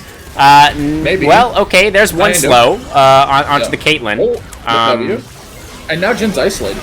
Yeah, he is, and his teammates are in a whole lot of trouble here. We have probably Hated dashing in on the Sejuani. That is the Xerath going down in the back line. Sejuani is going to be dropping as well. That's the Trundle also getting executed, but the last auto attack over the wall, that's going to be a kill for Execadian, but here's the Kale ultimate. The Kale ultimate has been cast, Soviet. Yasuo dashing in there. He's looking for more. Can't land the tornado, but Kale, the range is too good at this point in the game, but here's Urgot. Ocean Gazer has arrived to the play. Nobody can fight this Urgot. He is just going to run over the Yasuo there. Kale is the last survivor and doesn't want anything to do with this fight anymore, I think. Or maybe is going to go for it. Nope, just falling back into her jungle. That's going to be a Mountain Soul points for Team Aqua. And Team Body Pillows, they're already down in one inhibitor. That's true, yeah. I mean, Ocean Gazer is, like, his Urgot, I mean, he is essentially a Urgot one-trick who can play other things if he has to. But, like, I mean, if that explains why the Yorick looked so bad. Yeah, I mean, like, if Urgot is up, he will pick Urgot. Doesn't matter, like situation doesn't matter. So kind of strange that he would get his Urgot, 3 out of these 4 games. Yeah, has been looking quite good on the Urgot, I think. Yeah, I mean, he's just like a terror every game, like just perma splitting and like not dying, just by far the fastest to level 18. Like, that wasn't close. Yeah, for sure. 300 CS. Yeah, like, I mean, his CS is great. Like 300 CS in 30 minutes. Like, yeah, literally 10 CS a minute. Like, that's pretty nuts. And this Baron just is gonna die, I think. Like, Urgot is just zoning everybody out. Yeah, nobody from the Body Pillows can get even remotely close to this. As he hit, his accuracy has got to be pretty bad. Yeah. Like, if that's a stat that we could track. That would be a cool stat, yeah. Yeah, like, curtain call bullet accuracy has got to be, like, 20% maybe. Yeah. Well, if that was like a trackable stat, I bet these Jins would, like, just stop shooting. They'd be like, cancel. Like, they'd be like, no, okay, I'm sorry. Never mind. I was just kidding. Oh man, yeah, that's true. I'm glad we don't track those actually. Upon further reflection. It's like, hey man, do you want a duo? Yeah, sure. Like, what champions do you play? I play Jhin a lot. Well, and they would scroll down to your curtain call accuracy. Be like, no, sorry, you got sub 25. So, no, sorry, I'm not gonna duo with you. Alrighty, let's see here. Let's see if Phoenix can redeem himself in what's left of this game. We are looking at a Baron Siege coming through right now. We've still got about 2.5 minutes until a potential Mountain Soul for the side of Team Aqua. And the waves have been getting cleared out so far. We've still got this cannon here that's trying to do some work, but Phoenix is going to walk up and pop that one. But it looks like the tier 2s are going to be dropping here as Yasuo. Oh my god. Yasuo, you can't actually defend that turret, dude. That is not something that you're allowed to do, and he will pay for it. Hope. With his life. Gave him hope, and then he sucked him back in. The nice little fade away from Ocean Gazer there made it look fancy for us. Very nice, Ocean. Funny. And he's going for the bottom lane tier 3 now, but Kale has finally realized that the key to killing Urgot is auto-attacking him, but realized it a little bit too late, it appears. The Kale ultimate was not able to come through there, and that is going to be game here, Soviet. Team Aqua, and 33 minutes are going to finish off game number 2 here, going to make it a clean 2-0, taking out Rylion's Body Pillows. And, absolutely monster performance by Ocean Gazer on the Urgot. Yeah, in both games, just doing it. Like absolutely destroyed that top lane. Yeah. And Opaque really has got to get a new keyboard, man. Something's wrong with that R key, I swear. Yeah. He's got some. It must be a hardware issue, you know. Let's give. Give him that much at least. Yep. There's way too many deaths on the KL with ultimate up. Not a great look, but it happens. We all have those games. That's true. So yeah, your thoughts, Soviet, as we round out our games here. It was a little bit of a funky one here. It's not something that we have been doing a whole lot here in the Team Gap League, doing the pre-recorded VODs, streaming those at a later date. I hope everybody watching, was able to enjoy that well enough. But what are your thoughts as we finish up here? Yeah, no, it's my thoughts on the game is like ban Urgot against Aqua. Right. Well, that's going forward, I would say. And then, for the stream, I don't mind casting the replays. I think, like having, on a Saturday is nice. If people are interested in it. Now that we have the technology sorted out as to how to do it, it's going to be better. But yeah, no, it's it's good stuff. Good to see more of the games. Absolutely. It's nice to get more of these on stream. We've been having, for several weeks now, we've been having a lot more games played than we've had games streamed. So, there's even more games coming up from the the Silver League is starting in I think I've seen 2 weeks, and then after that Plat also. So, and then the Gold playoffs starting I think next week. So it's just a ton of stuff. Yeah, we're going to have to make another channel maybe, man. Get some more talent in here. I don't know. Right. We're going to be working overtime for free, which, sounds like a lot of work. But we'll see how it goes. For the love of the game, though. For the love of the game. That's what we're all here for. Hell yeah, brother. But yeah, I think overall the stream went pretty well. I had a couple of technical difficulties, but, nothing that I'm not used to over here. I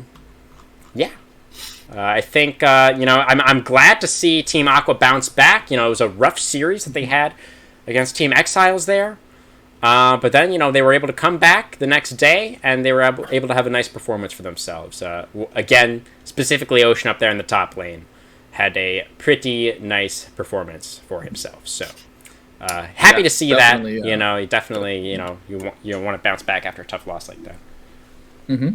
That is good, yeah. Mental reset. Mm-hmm. Nice to see. Oh yeah. I don't know if you want to touch on anything else here, Soviet. Is there anything else that you, no, I don't. No, I think I'm good. Alrighty. Well, I do want to go ahead and thank everybody who tuned in for watching. Thank you very, very much. We wouldn't do this if nobody watched. So appreciation to you all out there. Very, very big stuff. And we are going to be back. When are we going to be back, Soviet? Wednesday? Should be Tuesday. Tuesday? I think. Unless there's nothing on Tuesday. Tuesday's usually the first stream. I don't. We announce all the games that are going to be streamed for the week on Monday evening on the Discord, and the Discord you can find underneath of the stream. You can join the Discord. A lot of good stuff in there. Yeah, absolutely. And information. So we will be back either Tuesday or Wednesday next week with some more action for you all in the Gold Series. Like Soviet just mentioned a little bit ago, we are going to have the Silver and the Platinum Series starting pretty shortly as well. So that's more games, more action to look forward to here. But yeah, for tonight, from myself, from Soviet, again, thank you for watching, and you all have a wonderful evening.